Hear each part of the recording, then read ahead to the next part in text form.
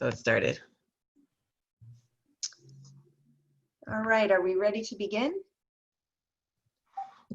I want to welcome everyone back to another CSBARS meeting, and I just want to acknowledge first, the last time that we were all together, we were in the midst of the pandemic, and we are still in the midst of the pandemic, but on top of that, we've had some other national movement started in the wake of George Floyd's death and the civil unrest that followed. And I just want to acknowledge that for a moment, because when you look at the proposed rules that we're going to be talking about today, one of the sections that we've included is diversity, equity, and inclusion. And it is a recognition that our schools, the Cal schools, the California accredited law schools and the registered law schools, are ones that are really dedicated to diversity within the legal profession. And many of us have an incredibly diverse student body. And it's important for us to actually acknowledge that and make commitments to not just have a diverse student body, but to have equity and inclusion within our communities. And so you'll see in the proposed rules that that's one of the things that we actually intentionally placed as an accreditation focus. And so I just wanted to acknowledge both that all of us have been dealing with the pandemic in the last several months, but we've also been dealing with communities that are in pain and in mourning, and trying to address those within our school communities as well as our external communities. So I want to welcome everyone on the committee back, and I also want to welcome any public members that are listening as well. So we are going to start with a roll call, and Amber, if you would take roll call and establish quorum. Yes. Jackie Gardina. Here. Greg Brandis. Here. Greg Murphy. Here. Martin Pritikin. Here. Jay Frickberg. Present. Brian Pertile. Here. Kareem Gangora. Present. There's a quorum. Wonderful, thank you. The minutes are posted to the agenda, and I wanted to let people know that we are going to take a lunch break for about 30 minutes off camera around 12:30. And we are going to right now just discuss the contours of public comment before we move forward with the agenda. So for public comment period, I want to bifurcate it into two distinct public comment periods.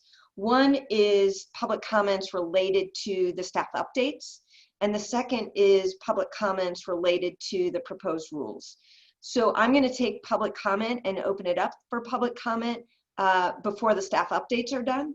And those public comments are going to be limited to 30 minutes, about 2 minutes per participant. And if you have more extensive comments that you want to provide, I encourage you to write an email to the State Bar staff so that they will have those comments and can put them in the record. When it comes to the proposed rules, we're going to do an introduction before we start our discussion on the proposed rules. I'll take public comment after that introduction so that the public comment can inform the committee's discussion, as well as at the end of that discussion before the vote takes place. And so that's how we're going to bifurcate the public comment. If you want to make a public comment, you can raise your hand using *9 if you're on a phone, or using the raised hand icon on your screen. You'll be unmuted and identified by Amber, who will be monitoring the public comment interest, and allowed to speak to the committee through that process. All right, so moving ahead with our agenda, we want to approve the minutes from the April 23rd, 2020 CSBARS meeting. Hopefully everyone has had an opportunity to review the minutes from the last meeting.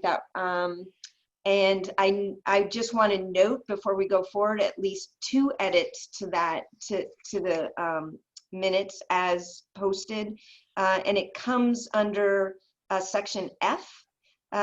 When it says the CSBARS is committed to the following review assignments. The second one should be 4.102C, and the fourth one down should be 4.160C, not 6.9C. Are there any other edits that people have identified? Yes, Jackie, I have Yes. an edit. Yeah, an edit to the minutes? Oh, not the minute, sorry. Yeah, okay. So these are just for approval of the minutes. Anyone have any additional edits to the minutes? Okay. Do I have a motion to approve the minutes with those adjustments identified? Marty. Marty, is there a second? Greg, Second. Great. So Amber, I believe we have to do a roll call vote. Is that correct? Okay, I'll do that right now. that's right. It's a roll call for everything. Yeah. You could do it by raising hands. So Greg Murphy, Yes. Greg Brandis, Yes. Martin Pritikin, Yes. Jay Frickberg, Yes. Brian Pertile, Abstain. I'm sorry, I didn't have a chance to review them. Kareem Gangora, Aye. and Jackie Gardita. Yes. So now I want to open it up to staff report.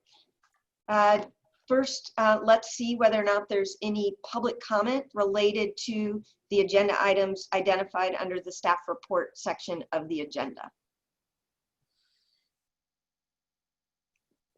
No hands are raised. Okay, all right. So let's move forward with the staff report. Good morning, everyone. Thank you for being here today.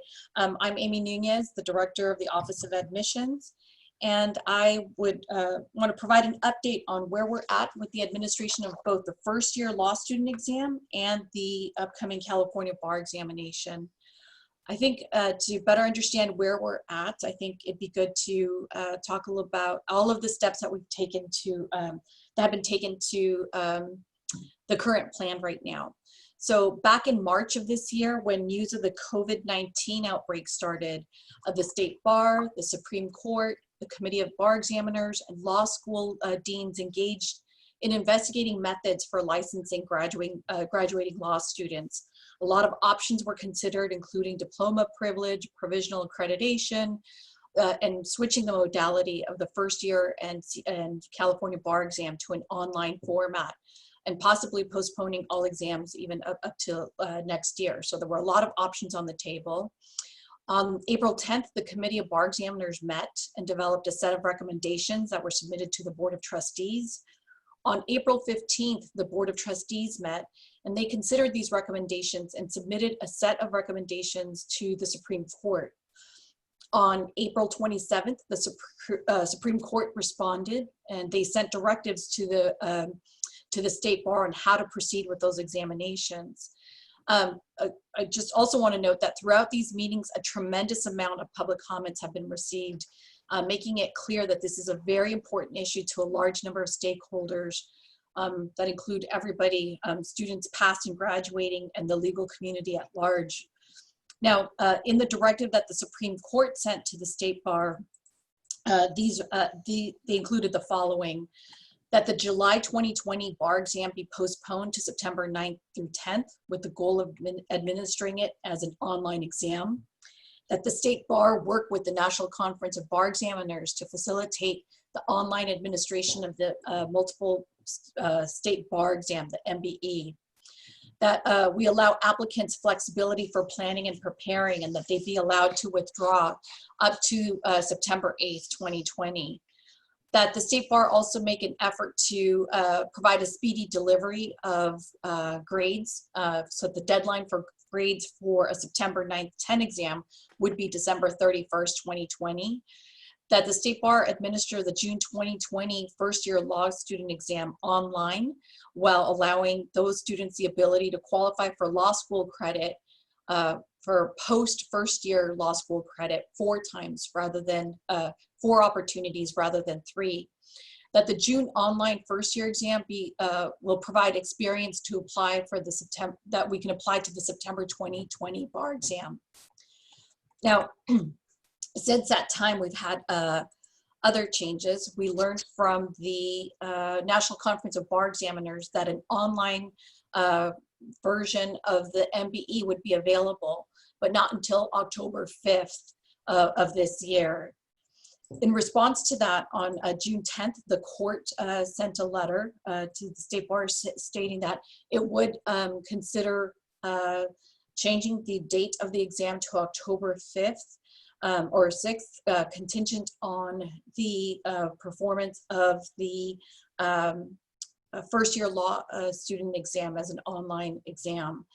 The court also noted that they're open to exploring other options given any new developments or changes that will come across. And so where we're at now is we are advising students that we're not changing any of the dates until we get a confirmation that that those have changed. So currently we're scheduling and moving and planning for September 9th and 10th date, knowing that there might be a change to that date. So that's where we're at the moment. And our first year exam is next Tuesday, June 23rd. That is an exam that will provide a lot of information in terms of you know, the success, potential success of an online exam for the California bar exam. So with that, does anybody have any questions?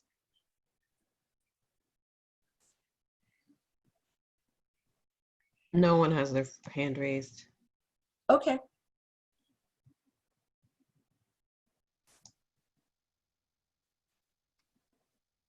All right. Well, thank you. Thank you, Amy. Sure.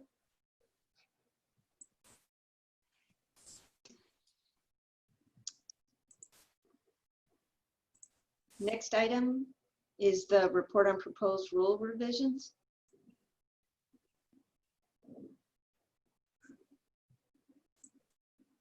Sorry, muted. This is actually an extension of the comments that Amy started related to some of the directives from the California Supreme Court. Due to the quick change under the circumstances of the format of the first year law students exam, the court asked that any student for whom this would be the first, second, or third opportunity to take the first year law student examination, that they be granted an opportunity, a fourth opportunity to take and pass that exam and claim credit for all of the study that they have had to date. So historically, both past and future, past this time, first year students completing their first year primarily in registered law schools have 3 opportunities to pass. This will, in some sense, be an extra opportunity for them. And so tomorrow you will see at the Committee of Bar Examiners, the committee discussing the enabling materials that will allow that to change. The legislature is discussing as part of the fee bill an exception in the statutory language, and the committee will be discussing a proposed change to the admissions rule, as well as the guidelines that apply to both the accredited law schools and the registered law schools. From the point of view of a student, they're focused on 4 attempts to take and pass the exam. From the point of view of the school normally has an opportunity, has a responsibility to academically dismiss a student after that 3rd opportunity. But for this cohort, they will receive a 4th opportunity. And that will be discussed at length tomorrow. Are there any questions? Natalie, this is Greg. I take it this is not an action item for CSBARS. This is not an action item for CSBARS because it is a directive from the Supreme Court. It's informational, but it's information that we know is important to the schools and students. And we're happy to take any questions. Oh, I think I just was wondering whether it was appropriate for CSBARS to express its support for this, if that was the tenor of the room ahead of the meeting for tomorrow. It doesn't, obviously it's not an action item for us, but it does affect students in that category pretty severely. And there is a great deal of concern about having to take an exam in a new format, sort of as quote unquote guinea pigs.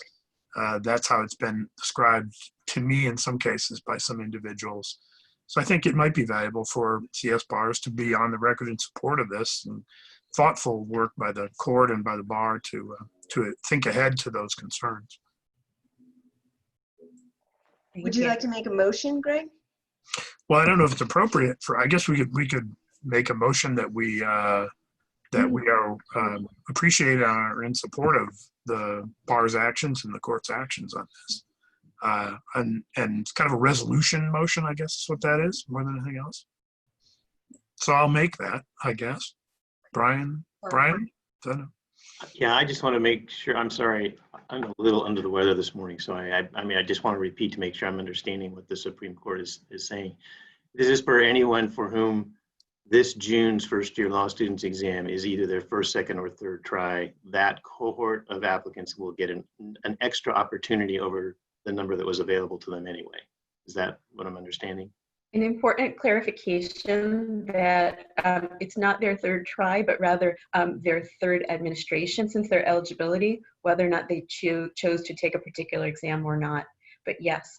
Yeah, third opportunity, I should say, right? That's what Yes. how the rules read. Okay. All right. Yes. Thank you. And as always, a student can continue to take the exam beyond the opportunities allotted, and upon passing, they would receive credit for their first year of law study. Are there any other questions? And I'm sorry, Amber, did you say there was any from the public? No, no hands are raised. All right. And so Greg, just to see that CSBARS resolve or pass a resolution in support of the, and is it a recommendation before the CBE on the guideline change and the rule change? Natalie? Yes. In support of the guideline change and the recommended rule change regarding the first year law students exam and the increase in opportunities for students facing taking the exam in June 2021. That's right. And I think it's valuable just for the committee to know where we stand on it should that question come up. It's possible that a member of the committee would ask whether CSBARS has seen it or recommends it or not. So with that resolution on the floor, is there any additional discussion? We probably need a second first, Jackie. I don't know if there was one. There wasn't. So Greg has made the motion. Is there a second? Second. Any Marty. additional discussion? All right. Yeah, Amber, do you want to do a roll call vote? Yes. Greg Murphy, I abstain. Greg Brandis, Yes. Martin Pritikin, Yes. Brian Pertil, Yes. Jay Frickberg, Aye. Kareem Gangora, Abstention? Jackie Gardina. Yes. Okay. Thank you for that recommendation, Greg.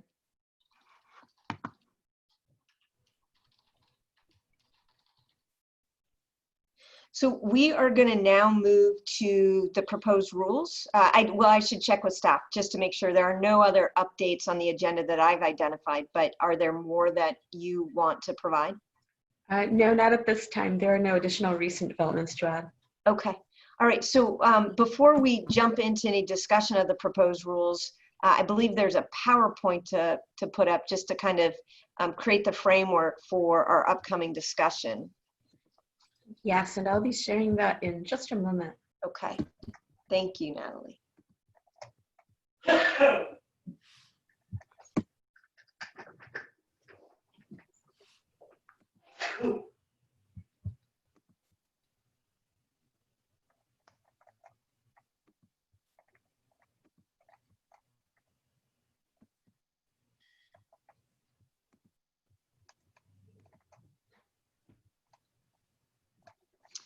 All right, and am I to assume that you're the one, Natalie, who needs to advance? Is that correct? Yes, so yes, let me know and I'd be happy to do so. All right, you can go ahead and advance and we'll start with the agenda for today. So what we wanted to do is really set up the history of this process and probably to remind ourselves of the work that we've done leading to what is the current package. starting with the goals that were set by the Board of Trustees, the start of this process, as well as what is the next steps in the process. Then we're going to review the final edits that we have in this package, and then vote on whether or not to recommend this package to the CBE for consideration in April. So next slide. So let's start with the next steps right now. So in June, at this meeting, we are going to vote on whether or not to recommend the rules as proposed to the CBE for consideration in August. In August, the rules will be presented to the CBE. At this point in time, we'll obviously have an opportunity for public comment. Could you go back one? There you go. At this point in time, we're still going to have an opportunity for public comment as before we consider the rules and discuss them today, as well as before the vote. But you can still send comments and any edits directly to Natalie Leonard after this meeting as well. There's going to be an opportunity for public comment before the Committee of Bar Examiners considers them in August. Because these are recommended rules and not guidelines, the Committee of Bar Examiners is going to only make a recommendation to the Board of Trustees, because ultimately the Board of Trustees is the one that needs to approve any changes to the rules. So in fall 2020, assuming the CBE approves and recommends a set of rule changes, they would be presented to the Board of Trustees. At that point in time, the Board of Trustees would send them out for initial public comment. So they would be posted for public comment in fall 2020. And then in winter 2020, after considering the public comment, they'd come back to the Board of Trustees for consideration and adoption. And then obviously there would be an opportunity for additional public comment before the Board of Trustees before adoption. So I wanted to set out the next steps. And now the next slide, please. Jackie, this is Greg. Apologies for the interruption. Just a question. In the event that the rules are substantially changed at the committee bar examiners level, either owing to public comment or by the committee themselves, is there any spot in the timeline where those changes would then come back to CSBARS for their review and input? And as you can see from the process that's set out, it's not explicitly stated in that process, but I will allow the State Bar staff to respond to the question and whether or not there is flexibility to allow for significant edits to be returned to CSBARS for consideration and potential work if there's a lot of conflict between them. Currently at this time, the way that it's described, there are many more opportunities for public comment with the committee and also with the Board of Trustees. So that's the plan going forward. At this time, we're not aware of any specific changes that would require that, but that's how rules have generally been handled in the past.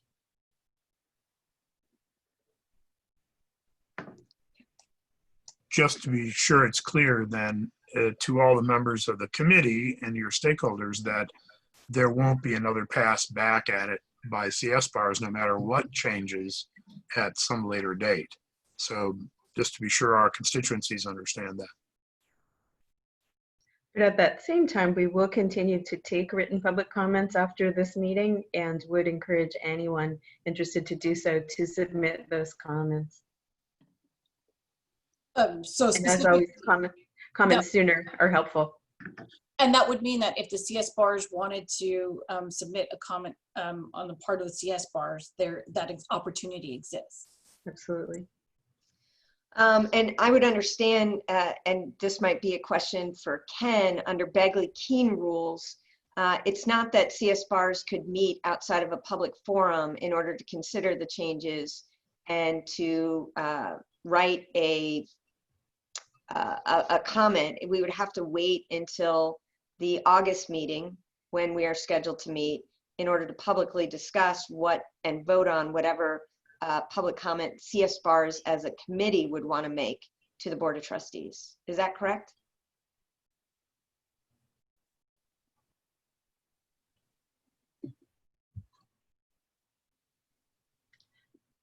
I know that Ken is doing double duty today, so I'll give the non-legal, not from OGC opinion that I believe that's correct, and Ken will be with us as often as he can today. Okay. So we can follow up on that to make sure that that's an accurate statement. So we would either have to identify a different date when the CSBARS committee member and the State Bar staff is available before the August meeting, or wait till the day before the August meeting, CBE meeting, when CSBARS is scheduled to meet currently, to address any significant and substantive changes to the proposed rules that might be set before the CBE.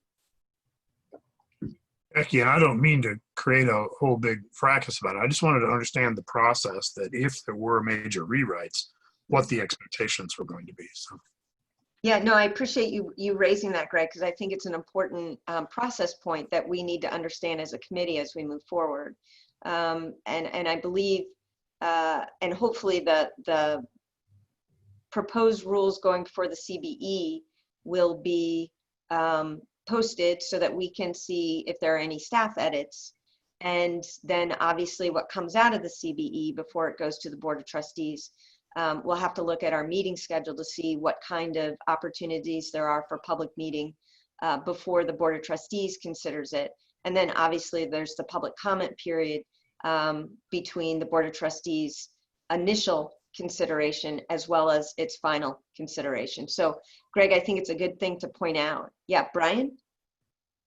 What you just mentioned reminded me, I received an email from one of the other Cal deans earlier in in recent days, wondering about when in the process the actual draft of proposed rules gets circulated out, not just publicly, but I mean, are these actually sent out to all of the accredited and registered schools at some point directly to those deans? They are, Jackie, do you want me to take that? They are posted, and along the way they've been posted up in the public method, which is normally how we would share with deans, and the historical versions are as well.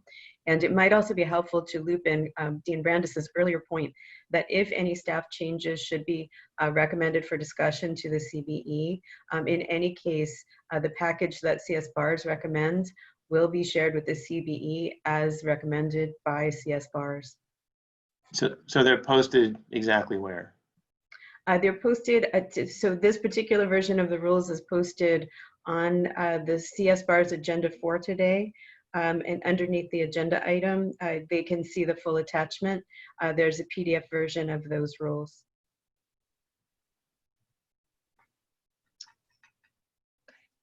All right. And they would match the editable copy that CSBARS has been received that came from the pieces you've been working with over the last 4 weeks or so. My last quick comment on that. Are they ever posted anywhere other than on the agendas for CSBARS meetings? It's absolutely possible to post them elsewhere.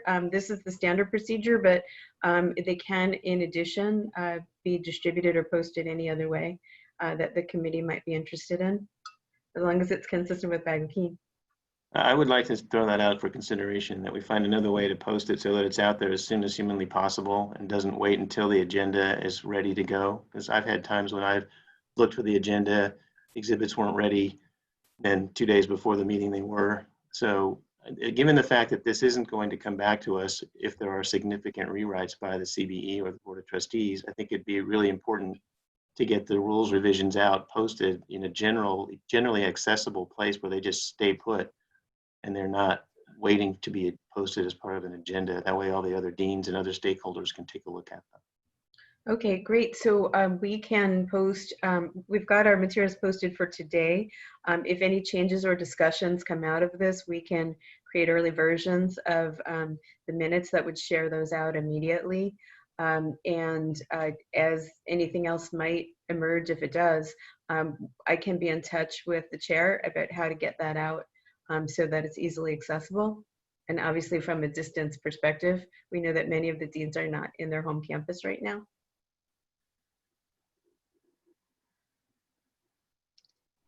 Thank you, Brian. And thank you, Natalie, for reviewing that with us. So again, going back to how we got here, we started with the goals set by the Board of Trustees and the CBE. And I just want to remind us what those goals were. To clarify the purposes of accreditation, and then to make sure that the rules aligned with the purposes that we identified, to incorporate best practices, and to simplify and modernize the rules. We wanted to add a deemed accredited status for institutionally accredited schools. And then there had been a slew of requests made over the months and years from schools as well as from members of the CBE about changes they'd like to see in the rules and guidelines. And so taking those into consideration as well. So we have met about 9 times over the last 14 months to move to this place. And we have consolidated feedback from within the committee as well as from schools between 2018 and September 2019. Next slide, please. So again, setting this out about what we did. We've got the goals.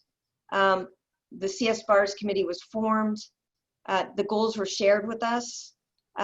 We looked at a variety of resources, and we're going to examine those in just a moment.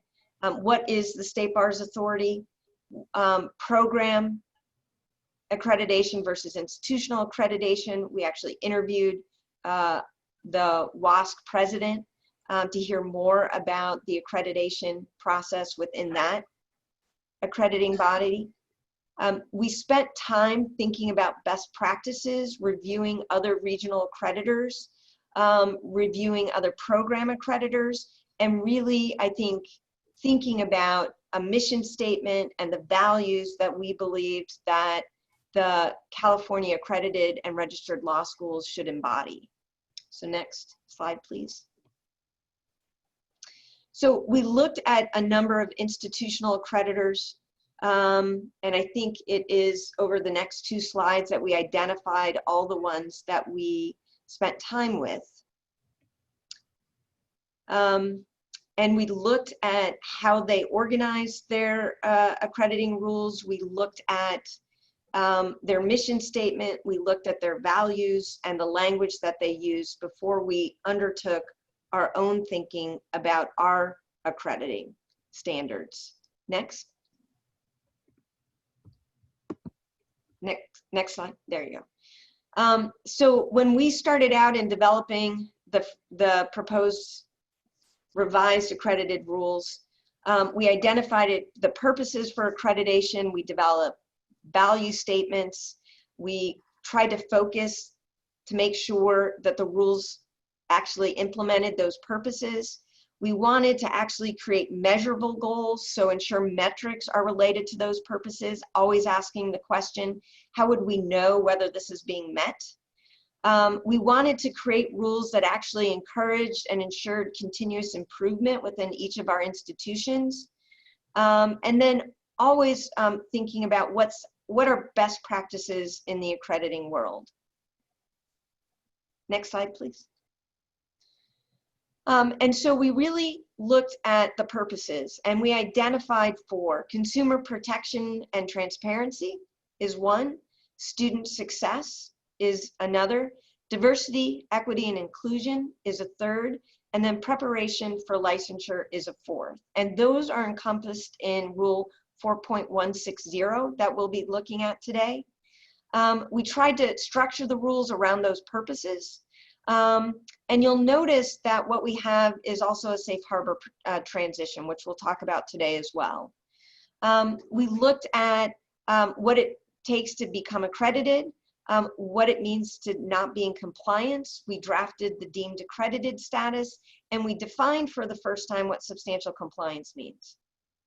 And now we're in the final edits, and hopefully are going to feel comfortable with the rules that we're going to recommend to the CBE. So next slide, please. So again, wanting to focus us on the accreditation purposes that are contained in 4.160, responsibility of law schools, consumer protection and transparency, student success, diversity, equity, and inclusion, and preparation for licensure. And I also want to focus us on that idea of best practices and the idea of simplifying. So what we wanted to do was avoid the kind of the regime we're living under right now, where we have rules, we have guidelines, and we also have other potentially oral or written amendments to those rules or guidelines that may or may not apply to individual schools or all the schools at once. What we wanted to do was create a set of rules that hopefully encompassed everything that was needed, only requiring the CBE to perhaps issuing interpretive guidelines for ambiguity or other things that might not be obvious within the rules. And the other thing we tried to do is to leave room for innovation. One of the things that I think CALs and registered schools might feel about the current rules and guidelines is they're overly prescriptive, not allowing for schools to experiment, not allowing for schools to be innovative, and allowing schools to adopt student-centered learning that is on the cutting edge of educational research.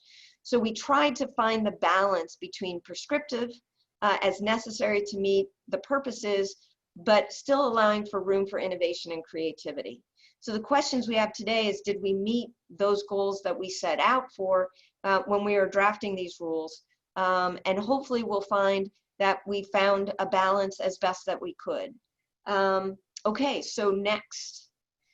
So that should be much, much larger because the amount of time, energy, and effort that this committee has put into this work while they were managing their law schools in the middle of a pandemic with communities that were absolutely under complete stress as well as their own personal stress is absolutely amazing to me. And I have to also give kudos to the State Bar staff because I recognize that you as well have been dealing with incredible challenges, especially on the admission side of things with the first year law students exam, the bar exam, the work that we're doing, the emergency waivers that we all had to get, as well as any number of other things that you're juggling. So I appreciate the attention that Natalie has given to us, that Amber has done to keep us on track, and the work that Amy has done as well. So I wanted to just thank the committee members.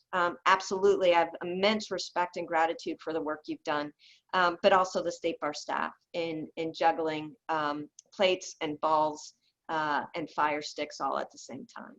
So I think we are ready to move forward with consideration of the rules. But I do want to first open it up to public comment at this point so public comment can inform the discussion that we're about to have. We do have a comment from Mitchell Winnick. I will unmute him now. Thank you. Dean Winnick, welcome. Thank you very much. Jackie, if I could just mirror your comments, having been one of those who saw the beginning of this process and now seeing the results in the proposed rules, I just have to congratulate all of you who've done what no one will ever know is dozens of hours of work. I think that this draft has absolutely met the criteria you just set out. And so staff and deans and committee members are to be commended. I have one small typo I'd like to just toss in. I'm sure I'm not the only one that found it, but just so that I don't forget. On page 10, line 8, under other locations, there's it says, the school must submit a detailed to the committee. I think there's a missing word there. I assume it's report to the committee. So that's page 10 under rule 4.147, multiple locations, line 8, must submit a detailed report to the committee or filing to the committee. And otherwise, I know you're going to find this very surprising. That's the only comment I have. So congratulations on a job well done. Thank you, Mitch. And just to put it out to the public and to the committee, I'm very grateful that Marty Pritkin and Jay Frickberg have agreed to take on the kind of minor editing and conformity with the state bar style edits for rules in the final iteration. They won't be making any obviously substantive changes, but just conforming and finding the edits that Mitch identified in his comments, as well as I think some others have as well. So if you do see edits that need to be made, either members of the committee or members of the public, don't hesitate to send those to Natalie and she'll send them on to our editing team. So thank you. Okay, so any other public comments right now, Amber? No, no other hands are raised. Okay. So what I wanted to do right now is at the end of the last meeting, we had gone through many of the rules and kind of identified areas where we thought we still needed additional work. And others where we thought, nah, we feel pretty comfortable with what we've drafted so far. So at the beginning of the meeting, what I want to do is go back to the rules where we still need to do some substantial edits, because I want to make sure the committee has an opportunity to discuss those edits and understand the edits that were made and to make sure that people are feeling comfortable with them. And what I've asked is each member of the committee who took on the lead in drafting those edits, and they were helped by and assisted by other members of the committee who, of course, are welcome to speak as well. But I've asked each lead person to start the discussion on those particular changes. And so I want to start with Rule 4.102B, which is the guideline / safe harbor provision, and Dean Pritikin, who was supported by Dean Brandis in this, took on the lead in editing that. So Marty, if you would kind of start the discussion about what you were attempting to accomplish in that and what you came up with.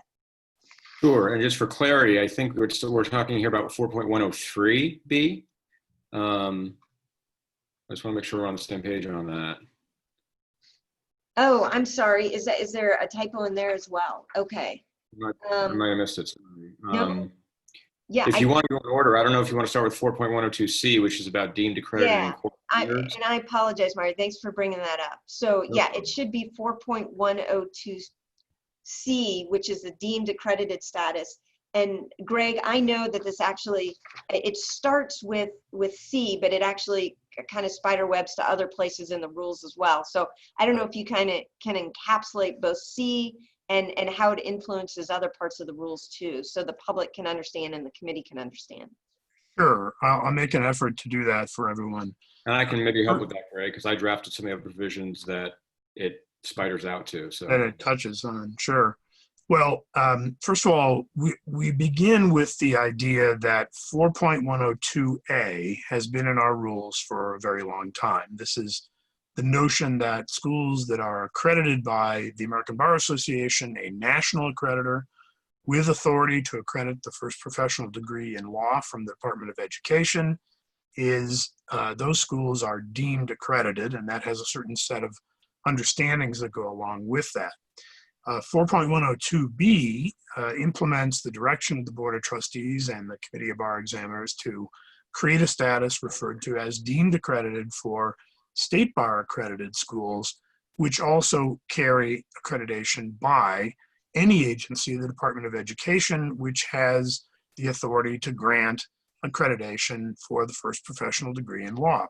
And so that includes, of course, the ABA, but it would be, in this case, more likely to be a regional accreditor such as WASC, where a school that is accredited by the committee is also accredited by WASC.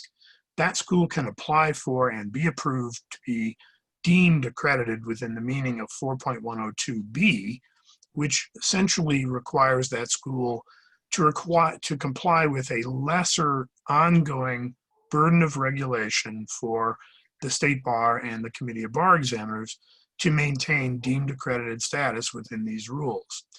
That burden of accreditation is described in 4.102C. So that's how the pieces internally sort of knit together The requirements of 4.102C, which we'll go over in a moment, are the requirements that one must comply with, even if one is otherwise accredited by another accrediting body and has successfully applied for and been granted deemed accredited status under these rules. That, of course, begins with the definition on 2C there, 4.102C, referring us to the definition 4.105F. Because 4.105 is the definitional section generally of these rules. 4.105F describes simply a deemed accredited school as a school that has qualified under 4.102B. So we don't have to go to 4.105 so much as remember that where we have a definition like that, it's important to make them consistent, and that is what has been done here. Now, in 4.102C, most substantively, we've identified a set of rules which are considered the core accreditation rules. And this is a set of material, however, that the committee hasn't spent a lot of time discussing previously. And so it's important, I think, for everyone to pay close attention, and we will sort of walk through these one by one so everyone understands the inclusion or for perhaps non-inclusion of particular items in this core accreditation standards description. Just one small point, we'll spend that time on 4.102C1, but let's get 4.102C2 out of the way because it informs the rest. 4.102C2 includes the description that these are considered the core requirements of accreditation, and that term is used in a couple of other spots within the rules to suggest particular things someone must comply with, particularly in relation to questions about substantial compliance and probation and other actions that might be taken in the course of removing accreditation. I'll leave that discussion of how that sits in those places to later conversation, but it is really defined here in 4.102C2, where we state that these are the core requirements where that term is used elsewhere. So now to the list of requirements themselves. First of all, Greg, I'm sorry, I don't want to interrupt, but I want to stay on each topic as you go. Is that okay if I ask a question about two? Of course. I almost stopped to ask if there were questions. Yeah, you were smart to I keep should going. As I was looking through these before today's meeting, when I got to this part, number 2, under C, I could have sworn that there was also a place somewhere in the rules where we talked about core principles and of accreditation. And so what I was doing my edits on this, I added that word under number 2. But then as I was reading through the rest of the rules, I couldn't find where I thought we had used that phrase. Am I just in a nightmare here, thinking that I've got more to think about than I should? Well, core principles, Brian, are the things that were just referred to in the slide deck that Jackie took us through. And they were the guiding overarching ideas that ended up really detailing 4.160A through D were the 4 guiding principles of accreditation that were applied down there. I don't think those principles of accreditation are otherwise described in the rules, although I could be wrong. We're using the word principles. Okay, no, I think that clears my question up. Thank you. Sure, but I might be wrong. Anybody remember otherwise? No, I think you're right, Greg. I think Okay. that's correct, Greg. I thought there was at one time, right at the top of 4.160, a conversation about those principles or language about those principles, but I think that was removed. Right. There was a value statement there that was removed in a subsequent edit. Yeah, okay. So it does say the purposes for accreditation are 4-fold. I think that's where it still exists a little bit there, Brian, in the rules in that respect, but they're called purposes, not principles. So I don't pretend to know where I got this idea, sorry. all right. Well, back in 4.102C1, the alphabet soup, to just begin walking through those on an individual basis. And again, I'll stop and take comments or questions or suggestions or thoughts about these as we go along. Obviously, the fees that would be necessary as described in the schedule of fees that the Committee of Bar Examiners establishes for this setting. We don't know what those are exactly, but the committee would determine those, and we would expect that schools that are deemed accredited would still be subject to some set of fees, however those may be decided. The requirement of compliance with applicable law, no real way to avoid that. Disclosures required by Rule 4.160A2 and A3. Those are, of course, the customary disclosures for accredited schools so that consumers are aware of the limitations on licensure and the like. That's C, 4.1021C. Let's go on to D.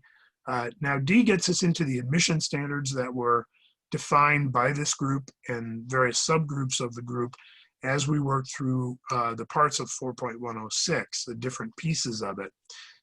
Those admission standards reflect, in general, the present standard of admission requirements, and they are actually somewhat less detailed, I think, than the present standards on admissions requirements. So that incorporates 4.160B5. And I want to stop there and say, are there comments, I guess I should say, about any of those? We've talked about A through D, but particular with respect to D.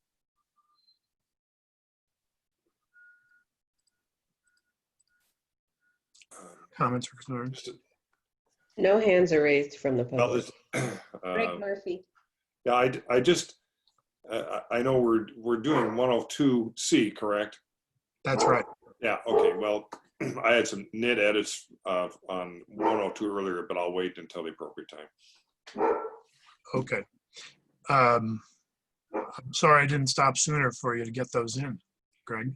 No, that's okay. You start out with C. We didn't go through A and B, but And let me just pause for a moment. Greg Murphy, I think if they're edits, it might be most helpful to send those to Natalie if they're just edits to the language, Yes. rather than use the meeting to address what sounds like are minor edits. And yeah, that way, it's terminology only. okay, that way Jay and Marty can roll them into the edits they're going to be doing as the editing team. Okay, I'll send them to Natalie and she can forward them on. Perfect. Thank you, Greg. I have that same issue, so I'll just send whatever like syntax or language edits I see to Natalie. Yeah, I think that's the best way to do it. So today, why don't we focus on substance and see if there's any substantive edits the committee wants to make, and then if there's edits, typos, grammatical errors, anything like that, they can be sent to Natalie, and Jay and Marty can roll them into their editing process.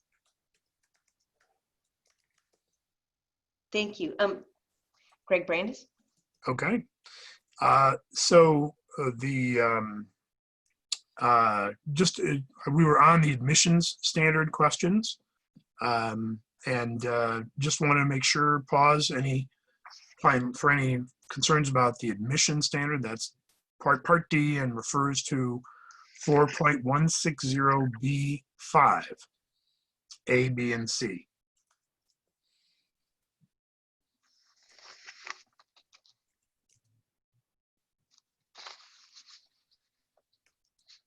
All right, I will take it that there are no concerns about that one. So back to part E then. This refers to the practice-based skills and competencies curriculum requirement that has existed in our rules for some time that was carried over into the new rules. This essentially requires that schools offer a certain amount of practical skills training in their curriculum, and then of course require that students complete a minimum of 6 semester units or its equivalent. As that was adopted and rewritten a bit for 4.160D2. Are there any questions or concerns about that one?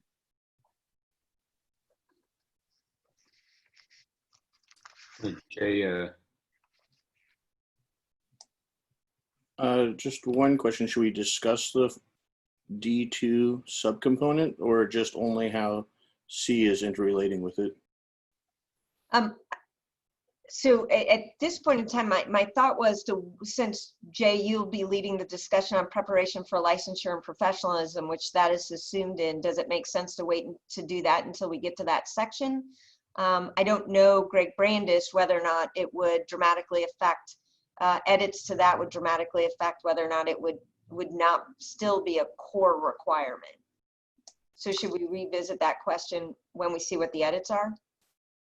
Yeah, if you want my opinion, it would not change whether it was a core requirement or not substantially. I think this, the minimum requirement of 6 units is probably, there might be other things that would change, but certainly it seems that requirement is going to retain its core nature. Yeah, okay. So Jay, why don't we wait until we review that section as a whole? Thank you. Sure. Well, it appears there were no more comments about that one. Certainly let me know if there are. Going on to F, this is the financial responsibility requirement. Again, been in our rules for quite a long time. General sustainability of the entity would be a core requirement for consumer protection purposes, of course. Then I don't imagine that's too controversial. Section G is the curriculum required by 4.160D4. And I think this one probably falls into the same category as E, in that we would probably want to discuss that curriculum a bit, but it seems likely that whatever curriculum we determine is required, that would continue to be a core requirement of whatever deemed accredited status we would require. In other words, we don't allow a deemed accredited status school to stray from the requirement that everyone else would have respecting curriculum. So unless, are there other comments apart from that view or concerns about it?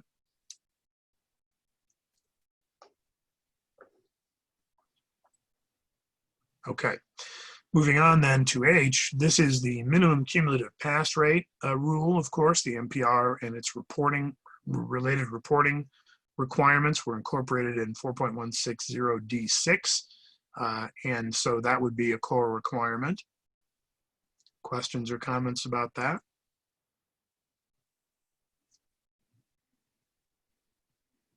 All right, so then I, of course, is annual and periodic reporting, and J is orders and directions of the Committee of Bar Examiners or the State Bar. Those, of course, are all fairly standard requirements of anyone subject to an accreditation, and we would expect that that would be a part of the core of these rules. So I think the broad question, if indeed there doesn't seem to be any objection to what has been included, is what's missing that ought to be core from this list, if anything. Yeah, Brian. I have a question, and I think I've brought this up before, but maybe and if I've already given up on it, let me know. But I was pushing for a biannual reporting requirement instead of every year. Has that ever been discussed or bandied about by this committee? I mean, it seems to me, especially with the other issues we've got going with deemed accredited status coming into play for some of the schools, for the fact that any time that the committee gets a complaint or gets wind of any problem, they can require inspections whenever they want, really, to keep us all on track. In my short time here, I haven't seen a lot change over a 2 year period. And it's just more money and more cost every year to have to do this annual report. I'm wondering if there's any support for changing this to a biannual instead of a every year report. Yeah, so thanks, Brian. I guess there's two things going on. One is right now the rules as we're recommending them, Rule 4.161 requires the annual report. So it would be in the annual report would be in this recommended rule proposal. What the annual report looks like is actually next up for CSBARS to consider, especially in light of the fact that we'll have the opportunity to have deemed accredited schools who may not be subject to the same kind of oversight and inspection. So the annual report may take on more significance for those schools than those who are not deemed accredited. So the annual report itself is under consideration, but I don't know that there's been any consideration of changing it from an annual report to something with more length. And I don't know if the State Bar staff can speak to that. Well, it's not something that I recall discussing at length here, so I don't have a point of view of the agency, but it is contemplated based on the prior discussions here and in staff that the annual report may change. And one of the elements of driving that change would be to make sure that the report is efficient, and just as the rules are being redesigned, to be sure that they ask what's truly needed for regulatory purposes. Annual report will be looked at in that light as well. Well, There if are I no, could- there are no changes planned for this fall's annual report, but beyond that, yes. Sorry, Natalie, I didn't mean to cut you off. I was going to add, I took a quick look at Business and Professions Code 6061.7, because that's obviously statutory. And in subsection B3, it says any law school not approved by the ABA shall include the standardized information report referenced earlier in A as part of the annual compliance report required to be submitted to the State Bar by all law schools. So even though that provision doesn't say there has to be an annual compliance report, it sort of assumes there's going to be an annual report to the State Bar. So I guess the concern would be if we did change the rule without changing the statute, there might be a arguable inconsistency between the two. I wouldn't be opposed to having that inconsistency whatsoever. It seems to me if we could get a 2-year report, then all of a sudden there is no annual report required by the CBE, so we have to send in what is required. I'm happy with that inconsistency if we go that way. It's just, I thought I brought this up before. Maybe I just never was able to get to it in the notes because we've kind of been going around these rules in a certain way. But I still just want to put a word out for it for consideration. If people don't want to do that, that's, I'm part of a committee, but that's my idea.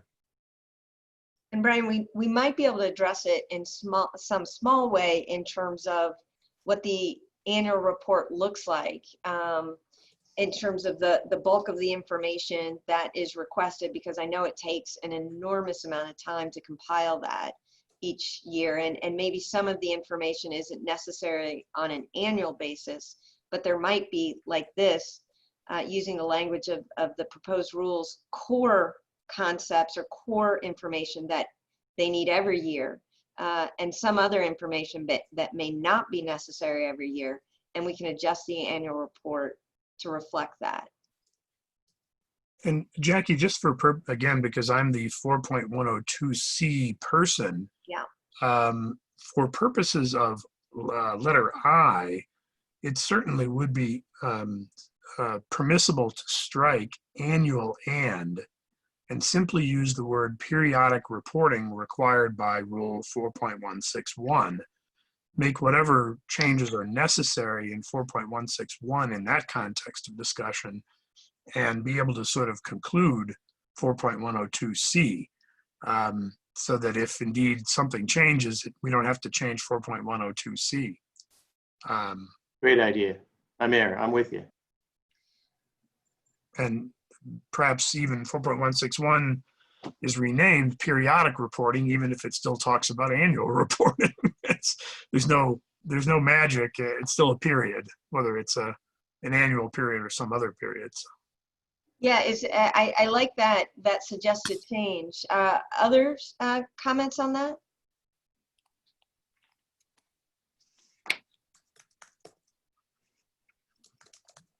Are people in support of striking annual and from I, as well as adjusting 4.161 so that the reporting is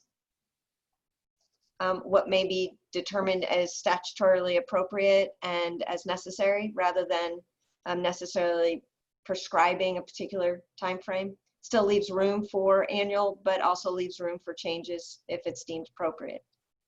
That's fine with me. Yeah. I'm in favor. Okay. All right. Cream? Okay. Okay. Jay, you good? Okay. All right. Greg Murphy? Yes. Oh, sorry. Yeah. Yeah. All right. Excellent. All right. Thank you, Greg. So who's tracking those changes, Jackie? Is that something I should keep track of? And Or I'm doing that, and I welcome anyone additionally to take notes. So I've got that. I've got those 2 edits. okay. Yeah, I'm taking notes as well. Okay, fantastic. Thank you. Greg, have you completed your review of C? I think so, unless there are further questions. Again, the other question on the table was whether there are items missing from that core requirements list, but no one had commented on that, or no one had any as of yet, so.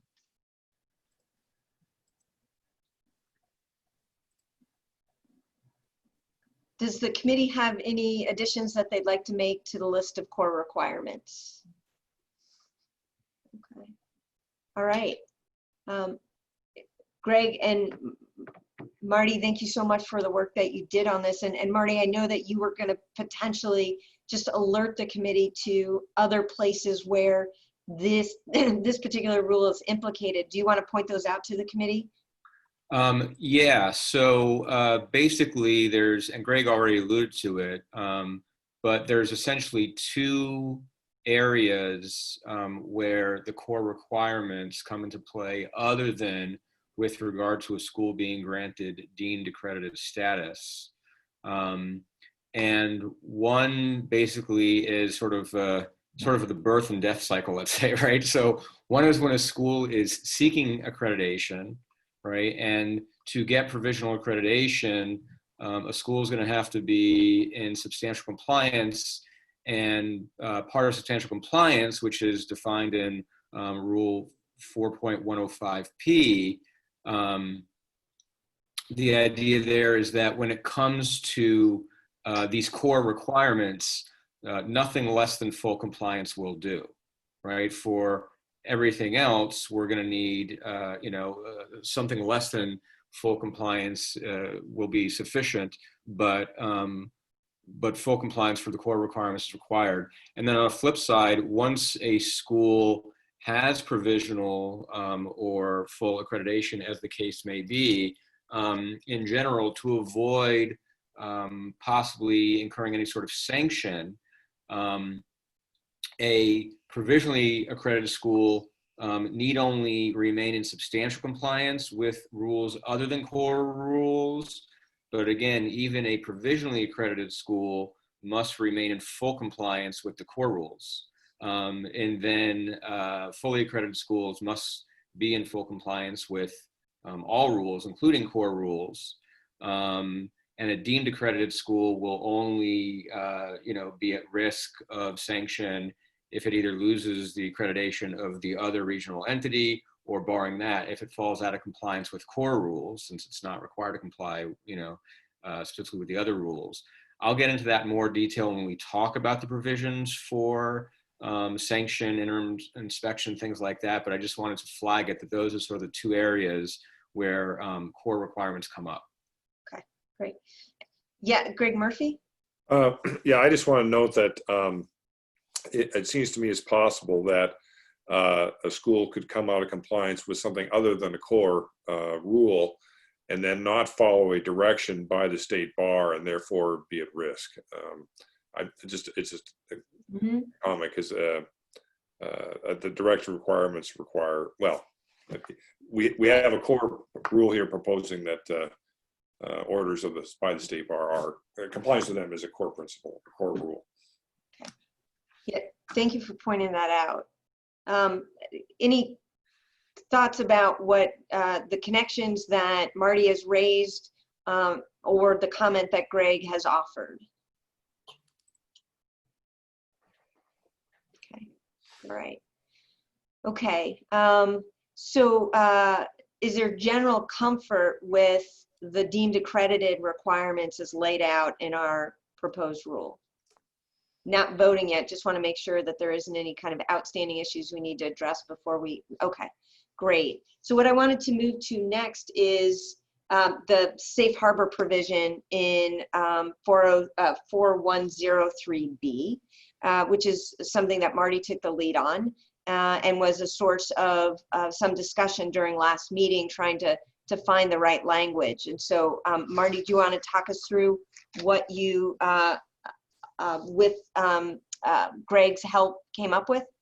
Sure. So just one note actually about 4.103A, because there was a little confusion with terminology. So what I did in 4.103A is we referred to any guidelines that the committee might pass going forward as interpretive guidelines, right? And then any pre-existing guidelines are a defined term. In B, pre-existing guidelines, the pre-existing rules are referred to as pre-existing rules, right? So again, just a sort of refresher about A is all about what's going to happen going forward with the interplay between guidelines and rules, and then B is about issues about transition safe harbor, right? So again, as a reminder, A basically says that the practical effect of the guidelines is that if a school is in compliance with a guideline that interprets a rule, it is presumptively in compliance.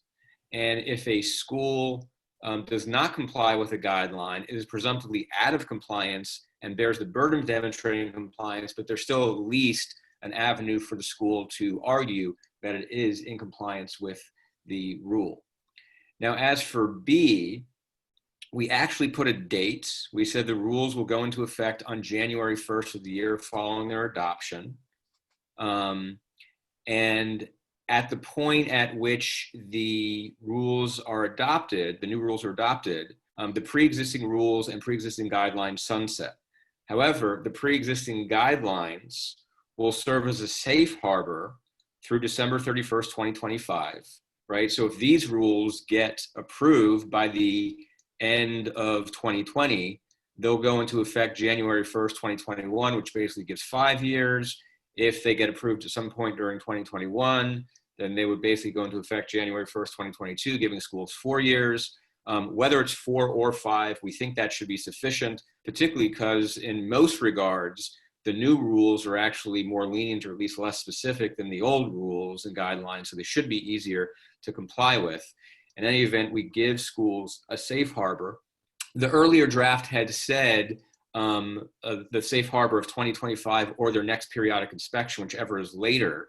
And we realized that that was problematic because, you know, if you have a school that has their next periodic inspection 2024, right? Well, 2025 is later than that, right? But what if you have, but the shorthand is, we don't want anybody relying on a safe harbor past 2025, regardless of when their next inspection is. So whether you have an inspection a year from now, 4 years from now, everyone has till 2025, but no one has beyond that. We sort of restated what was there previously with some wording changes, which is that if you want to rely on the old rules and guidelines as a safe harbor, right, if you're in compliance with those, but not the current rules, then even though we've changed somewhat the way substantial compliance works going forward, right, we're just clarifying that substantial compliance, you know, if you're relying on substantial compliance for a pre-existing rule or guideline, then, you know, if you're provisionally accredited, then that applies, full accreditation, full applies, et cetera, right? So the one thing that's really new and I think is important based on the discussion we had last time is, even though I thought it was implicit, we've now made it explicit, right? Because we've talked about what happens with a school that's in compliance with the pre-existing rules and guidelines, but is not in compliance with the current rules. That's the safe harbor. Well, subsection B2 deals with the inverse and makes clear that if you are in compliance with the current rules, you do not also have to be in compliance with the pre-existing rules and guidelines. That's an extra option for a school, but it is in no way an extra requirement for schools that are already in compliance with the current rules. So hopefully that clarifies that and takes care of the problems that we addressed last time. Thank you, Marty. So any questions about what this means or its effects or potential issues or concerns with it?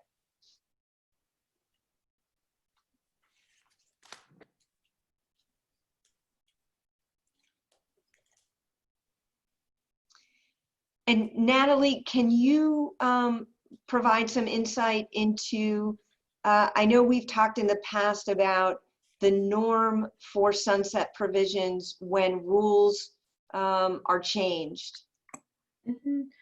Sure. So they are not often in the rules, though it may be so that there is reason for them to be in the rules here, but they are usually discussed at the point of adoption by the Board of Trustees, and so they are written and clear to all. There could be either method. So I think there needs to be certainty and understanding, and here this is such a major change. That's why more time is required. This is a perfectly good possibility, but the Board of Trustees may choose to use its standard practice and to place this into its motion. I'm not certain which they will choose, but in either case, I think it would be to effectuate this intent. Thank you, Natalie. Any questions about that? And Kareem, I know this was a source of some concern when we first started drafting it. Did we address what might be some committee of bar examiner concerns in this? I'm trying to play back what the concerns were initially. I know we had some deliberation regarding it, but from my perspective, it looks like it should be no issue. Okay. All right. And I know that you don't speak on behalf of the entire CBE, so I appreciate your input, recognizing that you're one vote on the CBE. So thank you. So any other concerns or discussions on this piece? All right. Okay. Okay, so great. The next big piece that we want to go through is actually student success, which is 4.160B. This is a place where I think there are some new rules that are being put in place that currently don't exist, as well as some brought over from pre-existing. I've asked actually Marty to take the lead on this discussion, although he and I work together on these particular changes. So Marty, would you like to start us off? Sure. Okay, so, oh wait, sorry, that was A. Okay, so I'll talk about some of the bigger changes here. So basically, there were a few different versions between staff and the committee. Essentially what we have now is after 1, which is organization, which is pretty straightforward, we have B, 2, 3, and 4. So we have learning outcomes, program learning outcomes, course learning outcomes, and then outcome assessment, right? So program learning outcomes are mandatory, right? A law school must state the knowledge, skills, and values, et cetera, right? Course level learning outcomes are a should. A law school should state, but not must. We were trying to strike a balance between, reflecting best practices, which we think course learning outcomes are best practices, but also providing flexibility and innovation for schools. And then 4 separates out the outcomes assessments, right? And reflective of what I just said regarding 2 and 3 above, a law school must engage in ongoing systematic program assessment and should engage in ongoing systematic course outcome assessment, right? We don't say specifically what that method is. They may use any method consistent with the law and these rules to achieve and evaluate its mission appropriate program outcomes. So again, hopefully that provides a balance of rigor and flexibility. Now with admissions, again, there was a little different versions about how to describe the language about what the standards must be. So first we want to clarify, you have to comply with Business Professional Code 6060, right, which essentially requires 2 years towards a bachelor's or its equivalent, right, as a floor.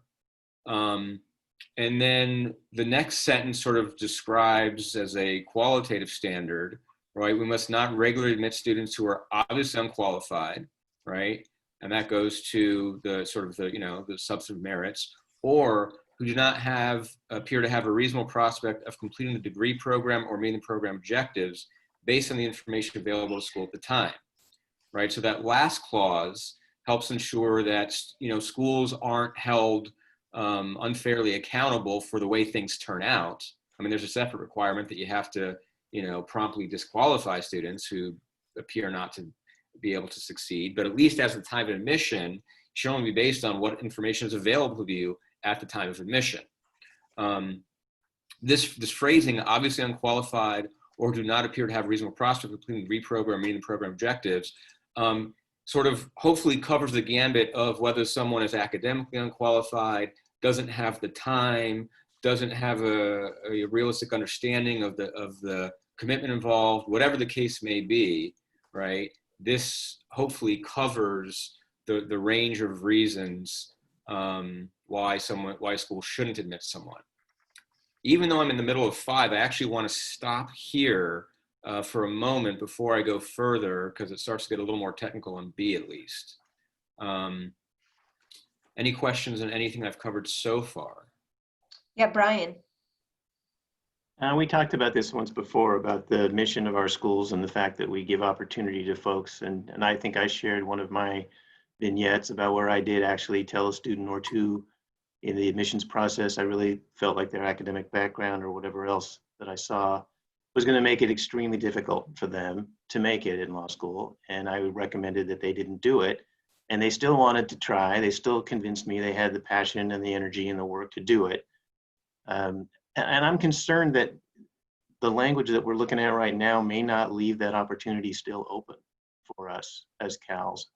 Let's just take it, I'll just take it my personal experience. If I, as a dean, think that this person, no matter how much they're trying to convince me, is not really going to make it or doesn't have a reasonably good chance, and I decide I'm capable of making that judgment, for one thing, because we've all been surprised, under this standard, I shouldn't let that person in. I shouldn't let that person even try. And I'm convinced, or I'm concerned that maybe we need some more leeway in this language to address that issue. So I appreciate that concern. I mean, from my perspective, I think the language does accommodate that. One, because they don't have to have a likely prospect. It's just a reasonable prospect, right? I think sort of like reasonable suspicion in criminal law, right, as opposed to probable cause. But I think, also importantly, it says they must not regularly admit students who don't have a reasonable prospect. It doesn't say you can't ever do it, right? And occasionally there may be reasons why you might want to deviate from that, like you just described. But it shouldn't be the regular practice of the school to do that. So I think the language strikes that balance. But if, you or other committee members are still concerned it's not flexible enough, I'm open to suggestions. But I personally think that flexibility is built into this language. Dean Pritikin, I agree with the overall discussion. Maybe we go based on the information reasonably available at the school at the time of admission. So we could kind of maybe broaden it a bit to hopefully schools make those admission decisions based on the information they have in front of them. If that's probably more appropriate. So you're saying based on the information, add the word reasonably before available? Yeah. I'm open to that. Thank you. Well, I appreciate those comments. I can understand, Artie, what you're talking about with the language, but well, I mean, the rest of the committee thinks that's enough to give the leeway for the circumstances I've described. I would defer to everybody else. I'm still concerned that, that it's not quite broad enough, but I'll leave it at that. Yeah. Greg Brandis? This is Greg. So I do have a question. If we have a vision of what we mean by the student who is obviously unqualified, or what we mean by the student who does not appear to have a reasonable prospect of completing the degree program, I wonder if we have a committee kind of common vision of what that looks like that might help answer this question. I'm not sure that I do. I mean, obviously, I think students obviously unqualified in our model wouldn't meet our minimum admission standards, right? So we have a base number that we just don't let anybody in unless they are able to show that undergraduate GPA and so on. Other schools probably don't do it that way, but it's actually the other half of that I find harder is to who doesn't have a reasonable prospect of completing the degree program. I don't know how you judge that. I don't know what that judgment is. Well, and that was the concern I just raised too. I mean, I've had that feeling certainly as a new dean, and I've had someone sitting across the table from me whose statement of intent was almost, you couldn't even understand it, whose prior GPA was minimal, who had very little work experience, seemed to not be able to communicate well, had no writing or reading proficiency demonstrated in any situation. And I'm thinking, I'm setting this student up for failure. This student really wants to come in, and I made that judgment call, which I've only had to do twice here in almost 2 years. But I did make that judgment call. I did tell that student of my concerns. She wanted to come in anyway, and she struggled, and is now gone. So I like the opportunity label that we have. I want to give people that chance. I don't want to necessarily be confined to saying, no, you can't come in here, because other students have surprised former deans. I've heard those stories where they thought the same thing and they let the student come in and they did great. So I want to give people that chance to prove me wrong. That's my whole point. I'm not trying to find a way to keep people out. I'm trying to find a way to let people in without being then judged by the CBE that somehow I'm just trying to fill seats. That's my concern. Jay, do you have some thoughts on this? I think the language is sufficient for what our goal is, and because I think each of us, as Dean Brandis was bring our own definitions to these terms. So I think it's how we can articulate. So if one of us admits someone that we internally ourselves believe should not make it, that is wrong. But if we can articulate why we think it is a fair chance, has been my argument. I would also put forward an argument that most of the ABA deans would probably say that all of our students should not be admitted right, by this standard if they were judging us. But yet we admit them, they graduate, they pass the bar, and they go on to practice. So I think it's how do we articulate this argument. If we cannot ourselves articulate why this person has a chance, then no, you shouldn't admit them. But if you can, I think this rule allows us to do that. I mean, for me, I think Jackie had asked, or Greg had asked about, what are people's vision of what this encompasses? I know for us, largely it encompasses time commitment, right? Because, at least for our school, right, currently there's the expectation, the way the qualifying year is built, that students are going to be spending, close to 20 hours a week plus on their law school studies year round. And if someone's, working 2 full-time jobs and taking care of 8 kids, and they say, oh, don't worry, I'm going to be able to squeeze in law school in between all that, they might have a great GPA, but I don't know that that's a great move for them. Now, again, I'm not saying that such a person could never get in, right? Because that person could convince me, look, I'm sharp, I've, multitasked, I've juggled a lot of responsibilities, I want to crack at this, and I'd probably say, okay. But if the bulk of the students that I was admitting had, 100-hour week commitments outside of law school, I don't know that that is a sound admissions policy. So that's at least what I was thinking. I was thinking sort of merits and then sort of life capacity with everything else going on, that it's realistic that you can complete it even if you have the academic merits. Those are the 2 categories I saw. Well, I really appreciate this conversation very, very much. And I think as I'm hearing more about it and I'm thinking through the phraseology, that I think it would still support whatever I would need to do here on my concerns too. So thank you all very much for that. Thank you. Right, and I think for me, the balance against what all of us do in our admissions process is the balance is the language regarding retention.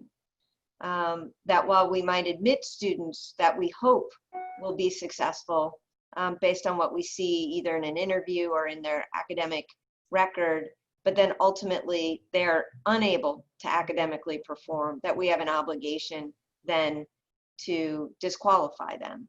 So that's where I find the balance. We don't shut the door at the admission stage, but we do have a filter at the academic progress stage.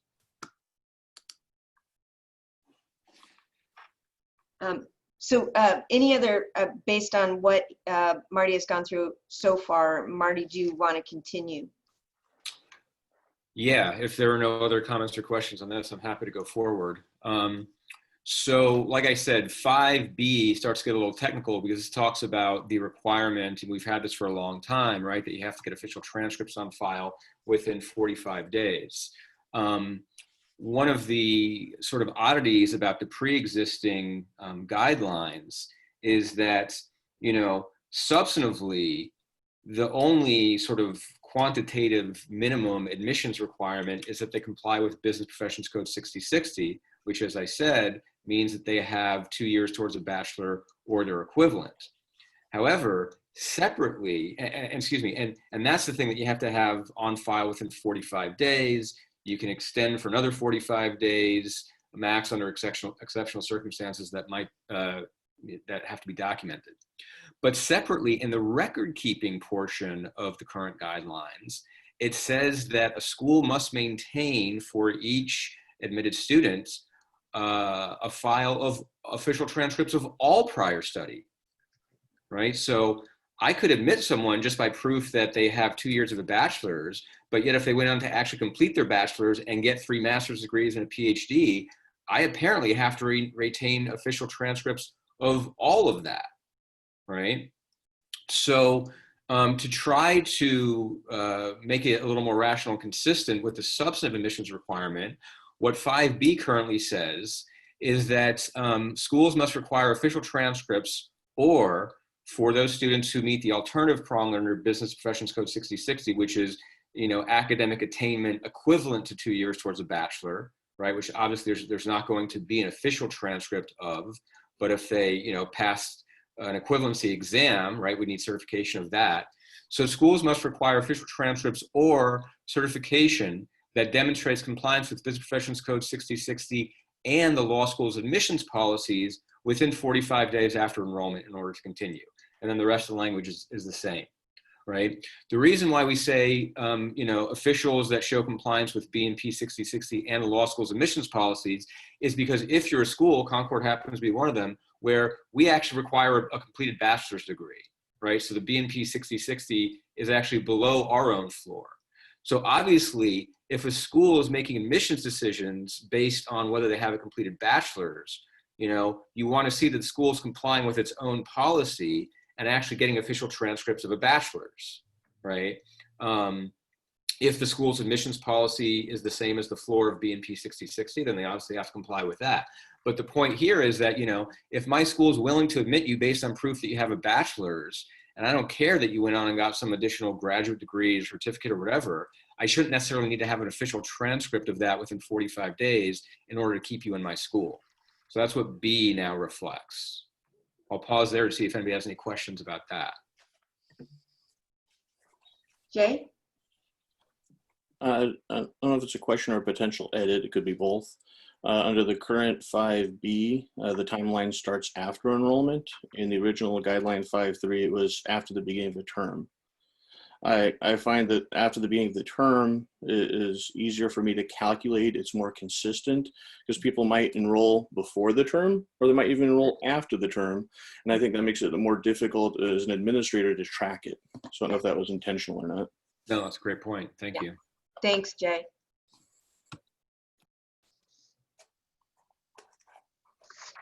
Any other questions, So comments? what's the specific edit there? So after Term start beginning date? of the first term of study or something like that?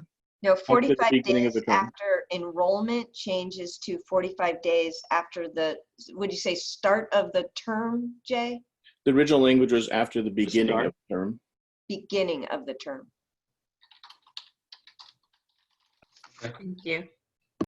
Thank you. All right. If there are no other questions, comments on 5B, I'll move on to 5C. So this actually tried to be the baby bear porridge. You know, under the current guidelines, there's very detailed rules about, you know, if they have prior law school attendance, you know, you have to require to have an LSAT. There's all these, you know, specific requirements about transfer credits, et cetera. So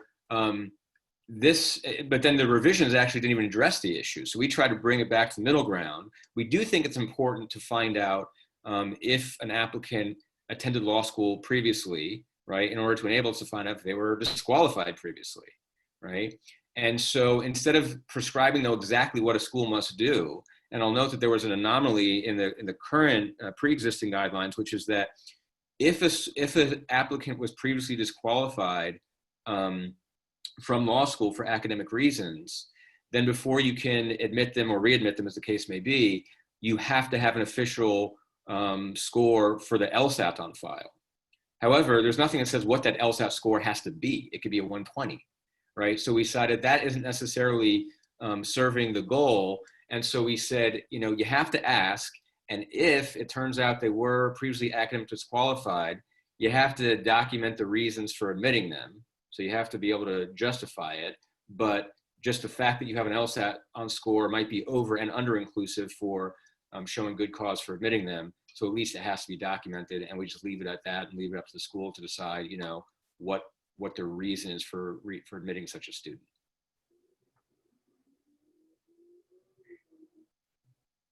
Any comments, questions on that?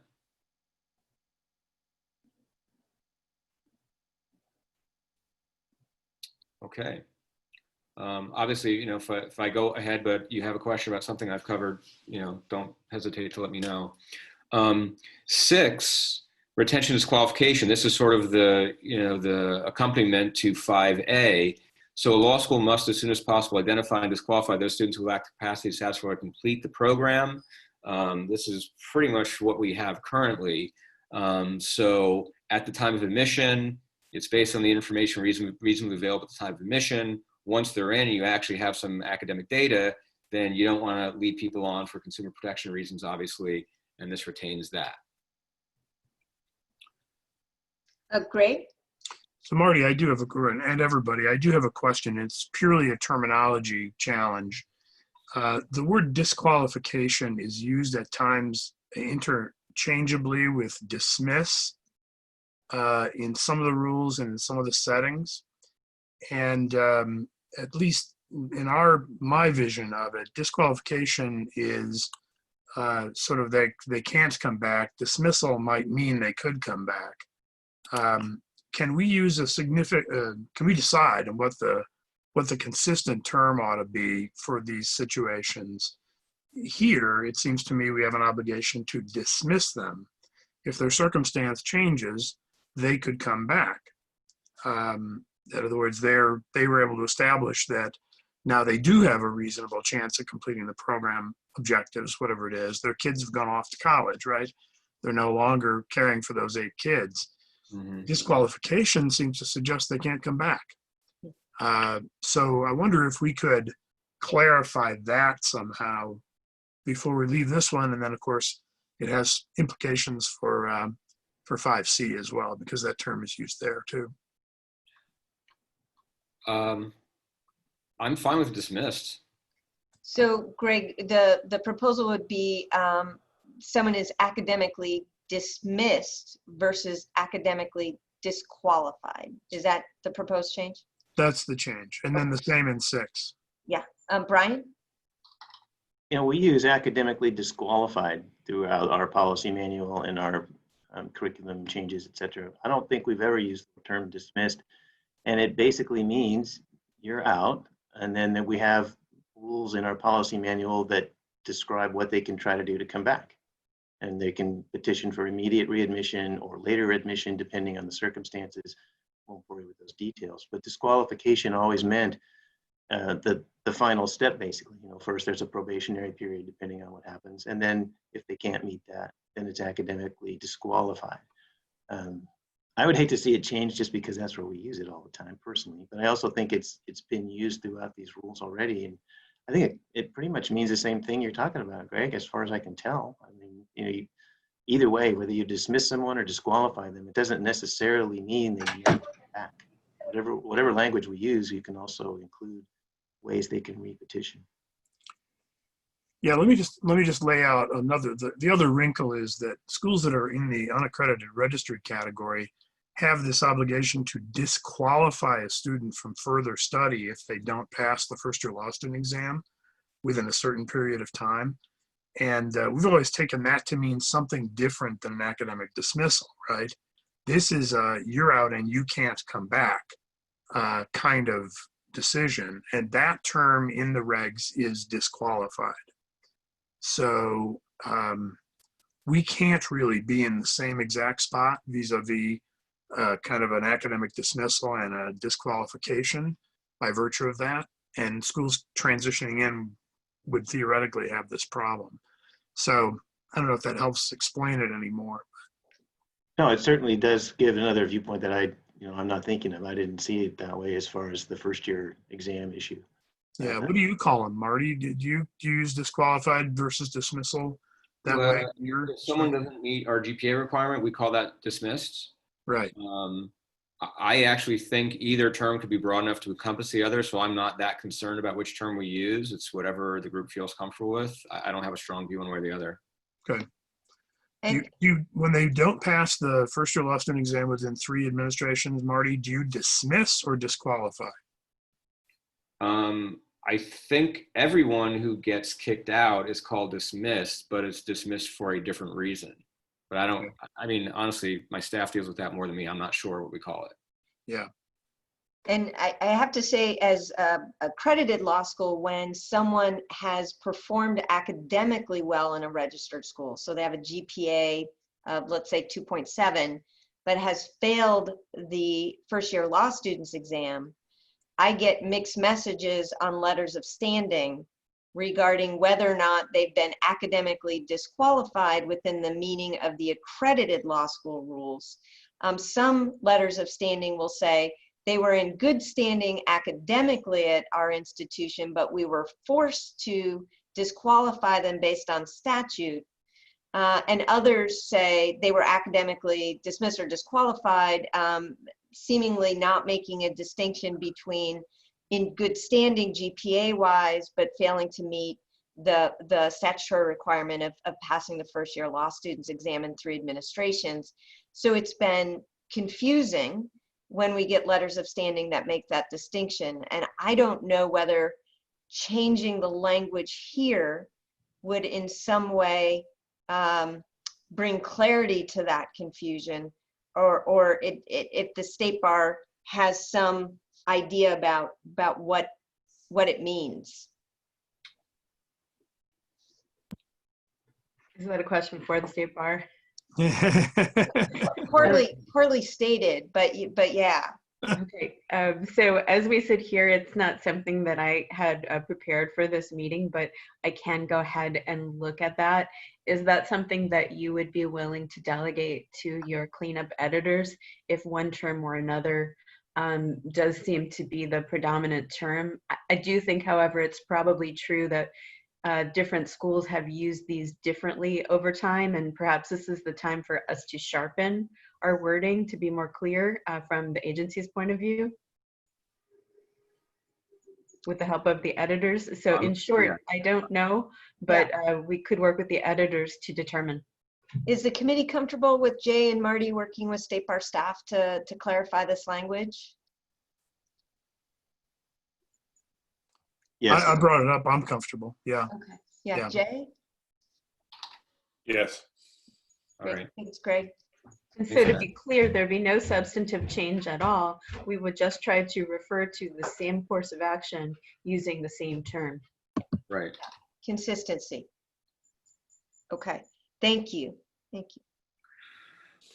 All right. Okay. So I'm just sensitive to the fact that we're about 10 minutes from our break.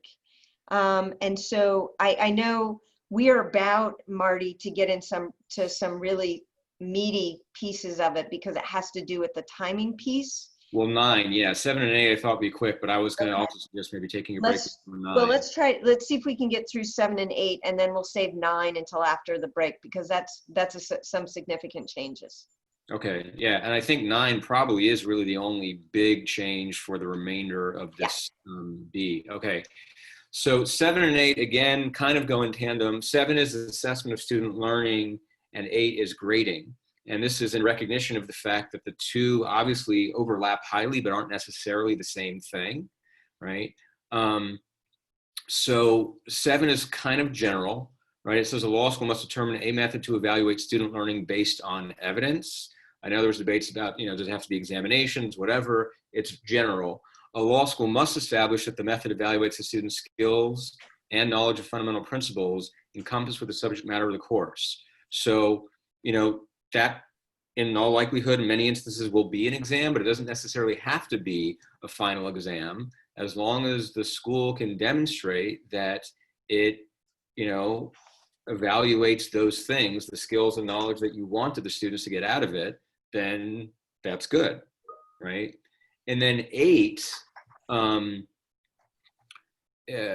addresses sort of the issues about grading that don't necessarily fall into the substantive assessment, right? Which is consistency, right? And accuracy. We want to make sure that professors, multiple professors teaching a course or section of a course are giving somewhat similar grades for similar level of quality of work, right? That the grades professors are giving more or less reflects what the actual quality is, and avoiding grade inflation.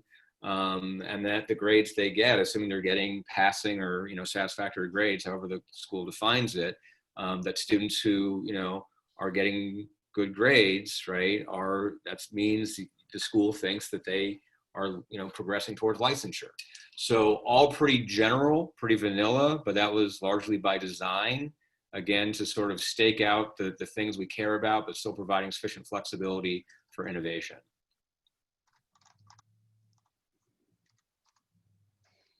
Any questions or concerns from those? Okay. All right. So it's 12:23 right now, and we had intended to take our break at 12:30. And rather than dive into the quantitative academic requirements, which are a change from the current rules and guidelines, specifically the guidelines that were recently passed, why don't we take our break now? And then when we get back from break, we'll have an opportunity to review 9, and hopefully we won't be hangry as we do it, and it will go well. So Natalie, just appropriate to alert the public that we'll be breaking until 1 p.m. Yes, we will leave the screen up, letting the public know, and turn off the recording during the break. You are welcome to remain logged on and simply turn off your camera during the. All right. So we will return to review the rest of the remaining rules at 1 p.m. Thank you, everyone. Thanks. Recording again. And Jackie Gardina. Here. Greg Murphy. Here. Greg Brandis. Here. Martin Pritikin. Here. Jay Frickberg. Present. Brian Pertil. Here. Kareem Gangora. Present. Everyone's here. All right. Thank you, Amber.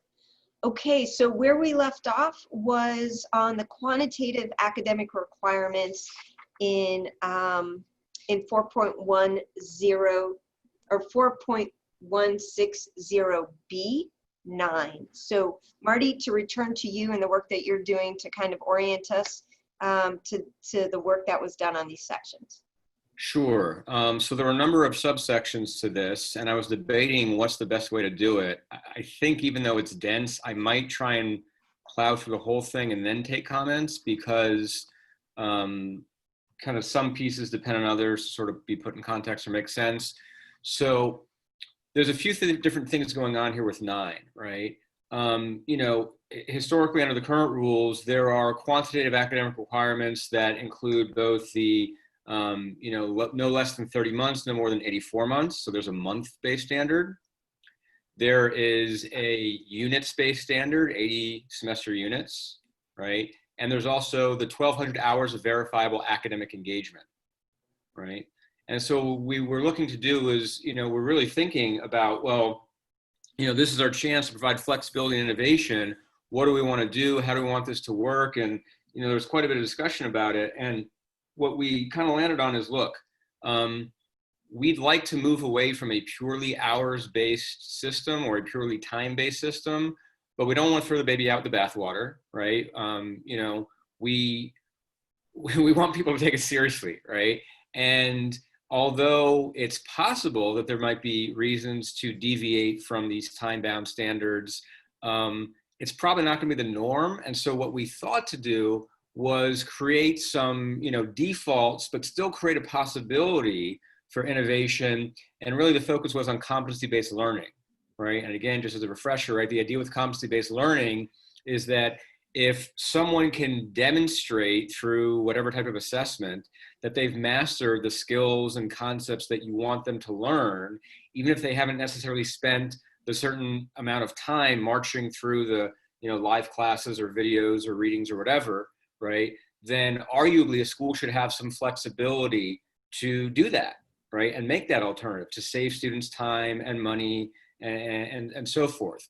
And so what we did is we said, well, okay, the month-based standard does make sense, right, to provide some outer limits, because what you don't want is to say, okay, you got to do 1,200 hours, and someone says, great, I'm going to do 1,200 hours in 6 months, right? That seems crazy. You also don't want it to take 10 years for someone. And so whereas the old limit said 30 to 84, we actually suggested reducing it from 30 to 24 as the minimum, right? Because we know when Barack Obama was president, there was a lot of discussion at the national and state levels about should the JD be a 2-year program. I think there's a lot of good reasons why it shouldn't be. That being said, if a school wants to construct a 2-year program that otherwise meets all the requirements, they should arguably be able to do so. Now, the old version said if you want to go beyond 84 months, the school must place a letter in the student's file documenting goods cause.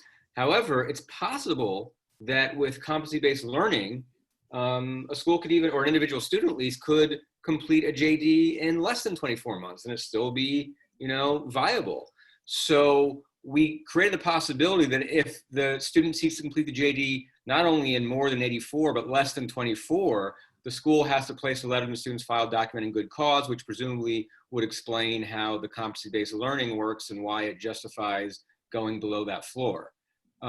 Despite what I just said, I think I am going to pause there and see if anybody has any comments on this piece before we move forward. Okay. Comments? No, Jay's good. Greg? Greg? I do have a question on that score. Marty, is the intent that the standard would change from having to go to the committee for permission to go beyond, say a student is going a month beyond the 84 months? Presently, you actually have to go to the committee of bar examiners and get permission for that exception. You have to get a variance. The intent here is to change that standard to one in which the school places a letter, and then evaluate that more holistically in terms of the school's overall compliance. Right. Okay. And everybody's okay with that, Natalie? It's not for me to decide personally, but we were aware that this was being suggested. Okay. All right. Well, I've always thought that some of the minor ones, a day here or a week there or something within the technical rules really ought to be handled in a more holistic way. So I'm pleased to see that structure. I have one other comment here, and that is that everything in the rules is always phrased in semester units. Schools like ours are quarter credit unit schools, intend to continue to be under accredited regulations. I don't think anywhere here have we actually included the kind of or its equivalent language that's been, I've raised it myself a couple of times, it seems like somewhere. No, you're absolutely right. It does appear later in the rules, but not here. And this is actually something when I was reviewing the draft that Natalie circulated a couple of days ago, I actually added that in here and wherever else appears. So that will be part of the, Jay and I's final cleanup, but you're right, that's a good catch. Okay, thank you. So just so everyone understands, Marty, anytime semester is mentioned, we add or its equivalent to encompass the different time periods at different schools. Yeah. Thank you. Okay. If there are no other comments on A, I will move on to B. And I didn't actually allude to it, but A does say a JD program must include the completion of 80 semester units. Now I'll kind of talk about B and C simultaneously. So remember, there was 1,200 hours of verifiable academic engagement. So we don't expressly say 1,200 hours, but we do say in C that a semester unit includes at least 15 hours of verifiable academic engagement, which is the default, right? And then we added, unless otherwise provided, to allow for, again, the possibility of competency-based learning, right? But so obviously the 80 times 15 gets you to 1,200 hours of verifiable academic engagement.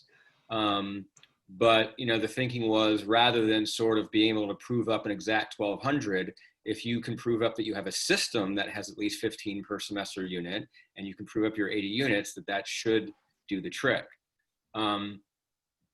Now B, again, to put it in context, what was there before. So, you know, B had previously, or I don't remember what the numbering and lettering was saying, but essentially what's now 9B had talked about how you can do physical classroom-based learning, or you can do distance learning, or you can do a combination of physical and distance learning. And I remember thinking, well, why do we need to spell that out? But, you know, realizing that there are, you know, historically these different categories. And so the point here is to make it a little more flexible, right? And say that it can be a combination of any of the following, right? So in addition to, you know, subpart A, which really I guess should be subpart little I, right? Student attendance in physical classroom, then B, student participation in synchronous, asynchronous learning through distance learning technology, and then C, student participation in experiential or clinical program, right? So this provides flexibility, you know, if a law school wants to have a third year be clinical based, right? Or some other combination, right? This provides for that flexibility, right? And then D is competency-based examinations or other assessments that demonstrate proficiency in course learning outcomes, right? So this is not dictating which of these a school has to do, and it's trying to provide the maximum flexibility for a combination of these different modalities. Again, presumably, you know, A, B, and C is going to be 90-something% of what everybody offers for the, you know, in the near future. But at some point, you know, competency-based learning could become a more dominant mode. And then the time-based stuff is really left for the experiential stuff, right? The stuff that can only, you know, it's not knowledge-based, it's skills-based. That could be something that develops in the future, and we at least wanted to leave room for that without having to change the rules again. Any questions on that? Yeah, Brian? Just on subparagraph 9C, assuming that's one place where you're going to have semester or quarter equivalency. But my question really is the last part of it, where it's defining 15 hours of verifiable academic engagement unless otherwise provided. Provided where? In these rules, in the school's policy, or someplace else? I guess in these rules, that's a good point.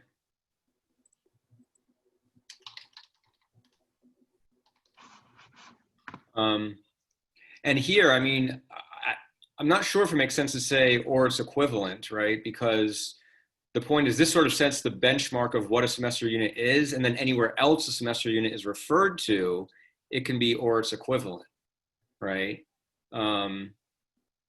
You see what I'm saying? Like, since this is definitional, I don't know that you would add or it's equivalent here.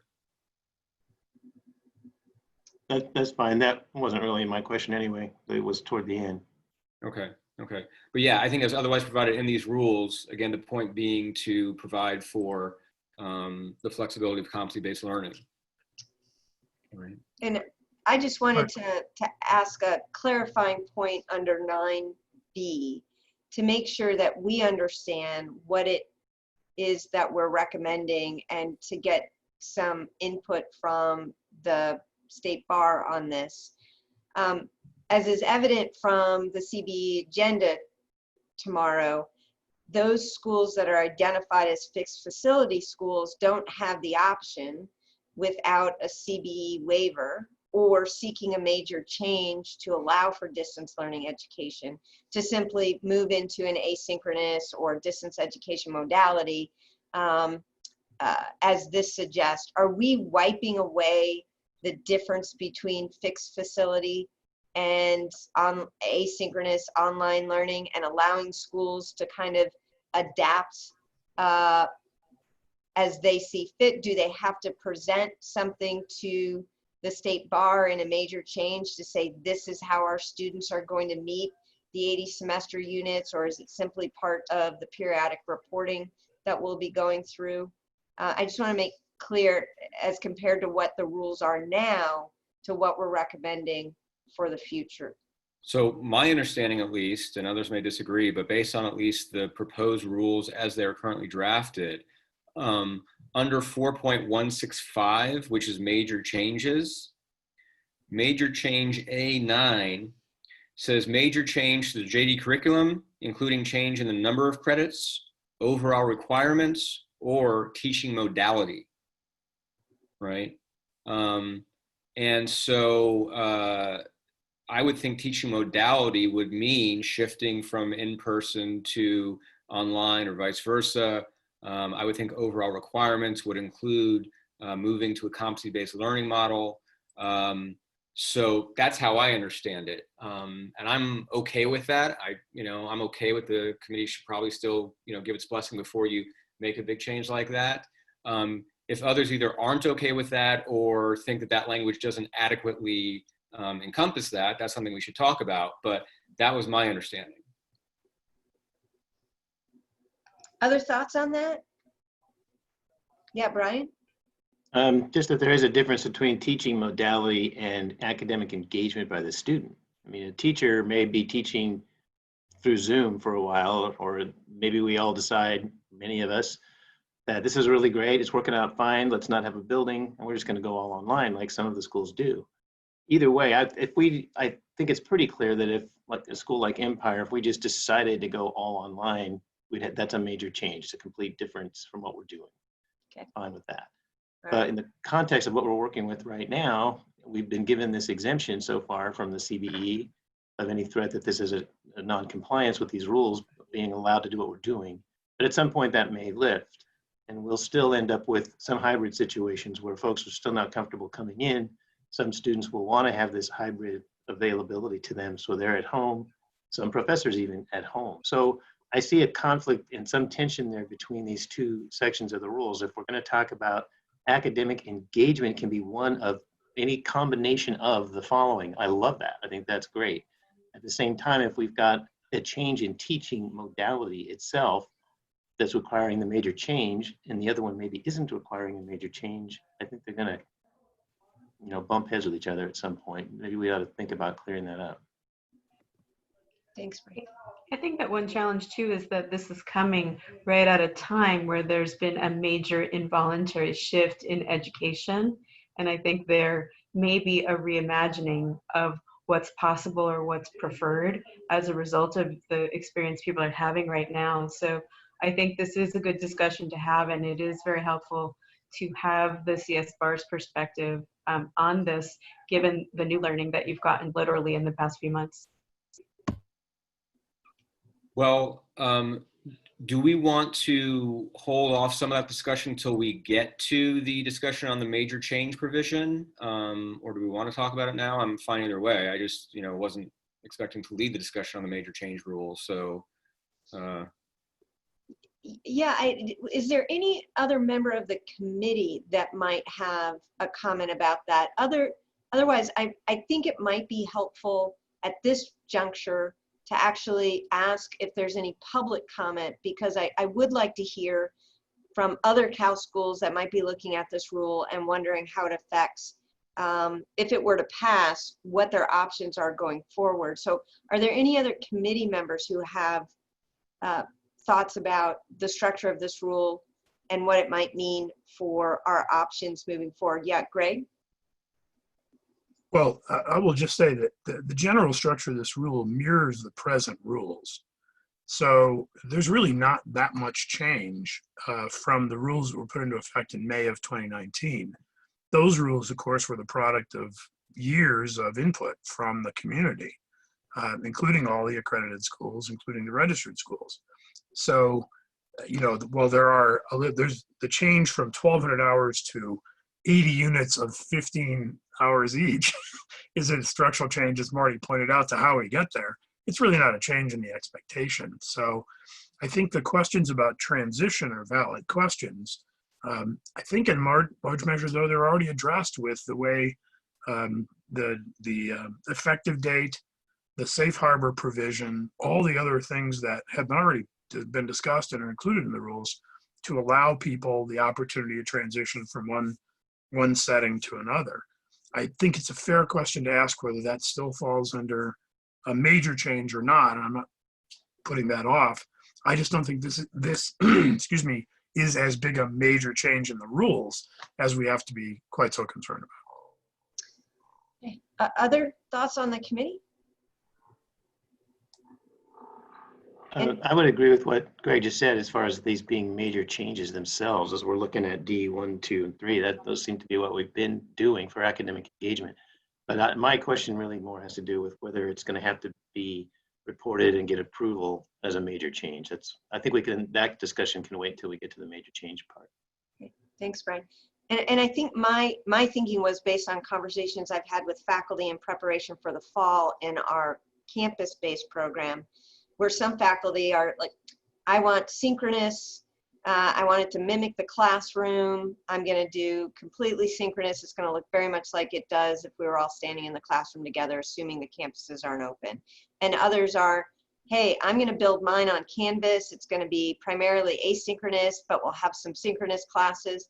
So the question for me is, if once the emergency is lifted and we come back next fall, does the campus program have the ability for faculty to make those kinds of choices because it's only about the academic engagement, or so it's each faculty member making a decision about how they want to teach their students what they think is most effective? Or is it, I'm sorry, I've got a campus-based program, you need to show up on campus and it needs to be this way, and if anyone is going to do it any differently, we've got to go and get a major change. So how much freedom do faculty have under this rule to make decisions about how they think the students are going to learn best and how they want to teach, instead of thinking it as an institutional, everything shifts to online or everyone is campus-based, which is how in some ways we think of it now. It may be helpful just to recall some of the things that are going on right now. We're seeing requests from schools that are different than what we've seen before that are in line with that.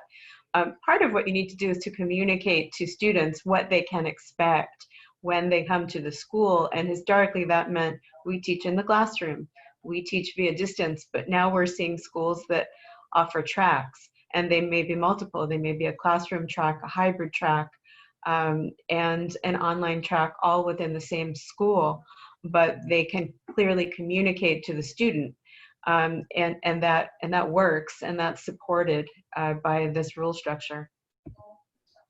Well, I think Jackie may be asking something slightly different, which is even aside from tracks, what if an individual professor, right? You've got two different sections of Civ Pro. One professor wants to be campus-based and one professor wants it to be 50% remote, right? Is that the type of thing that constitutes a major change that needs committee approval? Or is that something that falls within this sort of discretion of an individual professor? Right now, so far, in the types of requests, such as a hybrid request, where you might have one going one way, one going the other, that's being asked for in the change, and then they're given that flexibility, that's approved.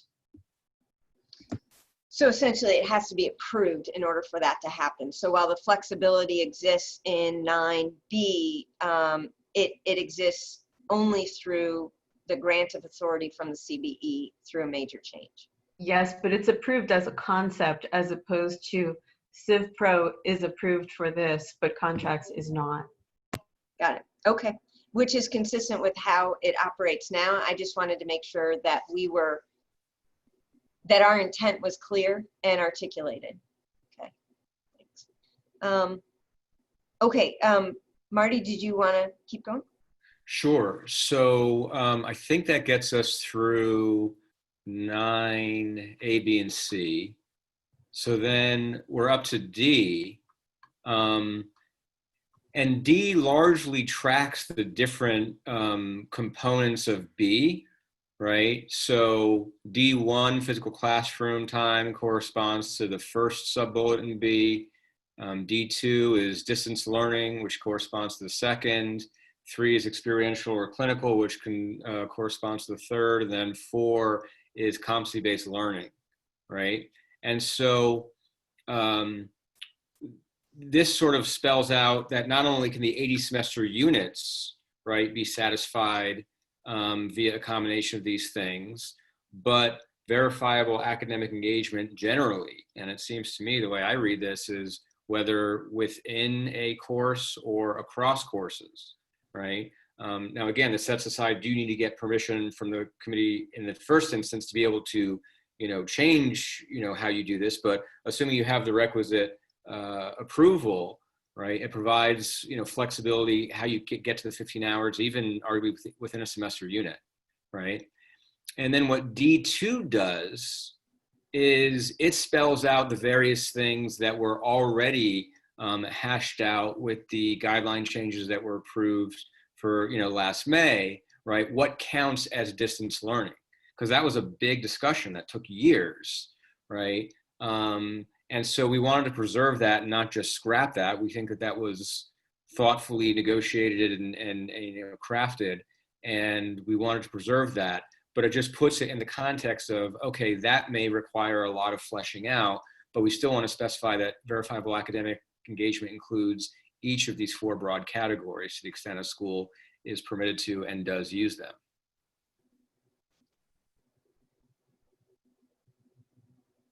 Questions on that?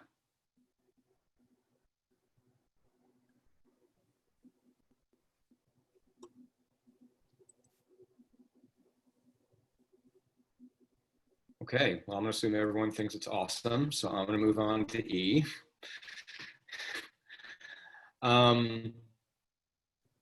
So E is the last piece of the puzzle, which is, okay, how do we verify the verifiable academic engagement, right? What do we do?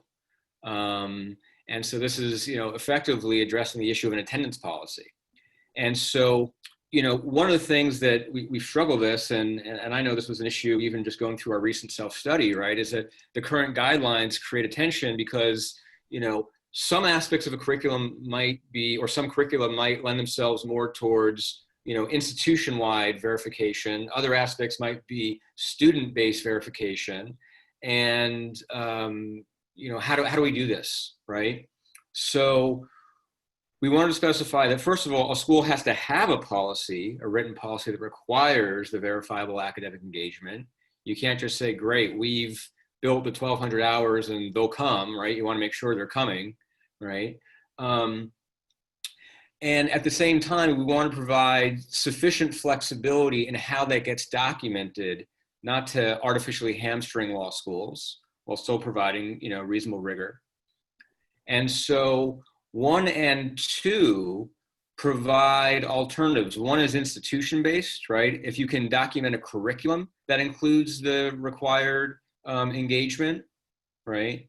Or for a given student, that's E2, right? And so, for example, with our curriculum, there are some things that our system tracks, right? We track when students attend live seminars. We know how many minutes they may spend on a timed essay, right? But we don't necessarily track however many minutes they spend posting to a discussion board, right? However, the way our system is built, you can't move on to the next thing until you've posted to the discussion board, right? Because most of our content or asynchronous content is gated. They can't get to item 2 until they've completed item 1, right? And they can't get to item 3 until they've completed item 2. So we have a curriculum that documents how long item 1 is and how long item 2 is, right? But so, the question is that sufficient, right? And so we think that if your curriculum can document it, right, or you can document it for a given student, right? And there's actually a typo here because E2 says A or B or C is a combination of D and E. C should really be a combination of A and B, so that'll be changed, right? And then for the given student, you can either verify completion of the verifiable academic engagement, or B, its equivalent through competency-based learning, right?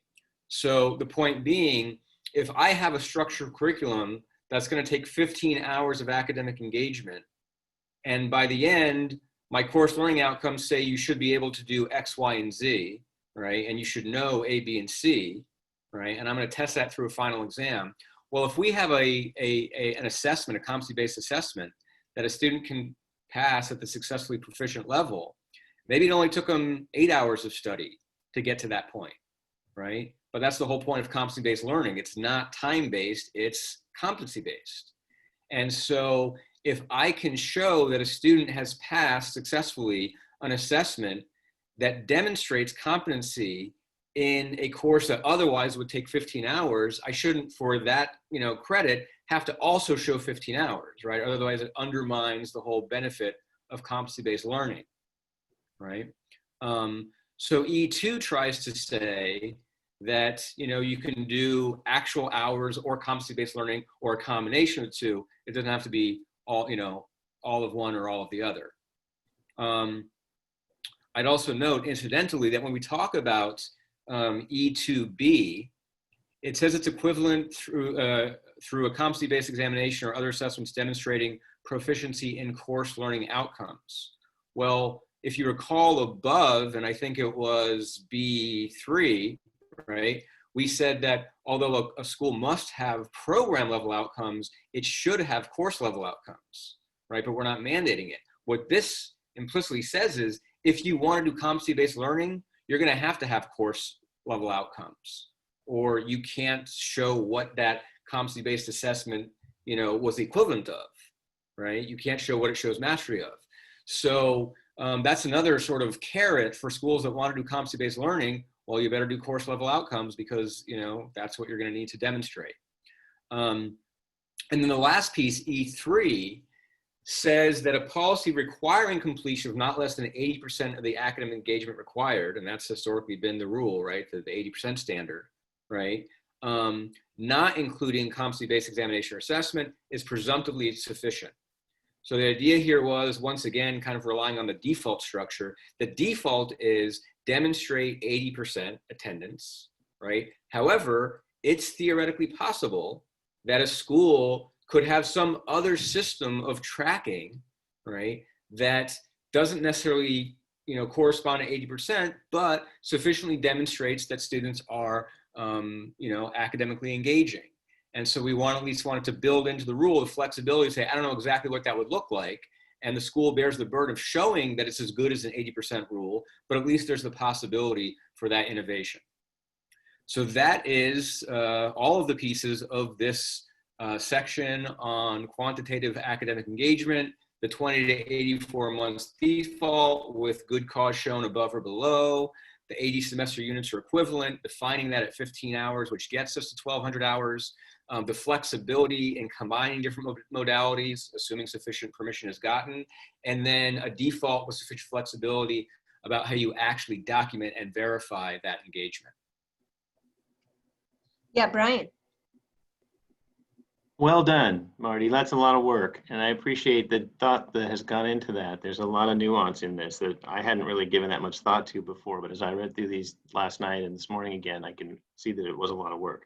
I do have one quick question about E3. Yeah.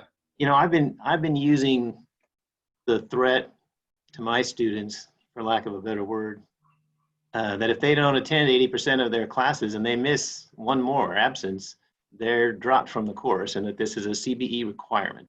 Mm-hmm. Is this meant to replace that? Well, in other words, now it's presumptively appropriate if we show 80% academic engagement, but if we fall below it, they're not necessarily going to have to be dropped if we can show substantial or whatever. I don't want to use substantial compliance. That's my favorite phrase in these rules, as you know. But I mean, is this really the place where that rule before is now being modified, or was I wrong? No, I mean, this is where it shows up. This is the one place in the rules where you'll see an 80% expectation.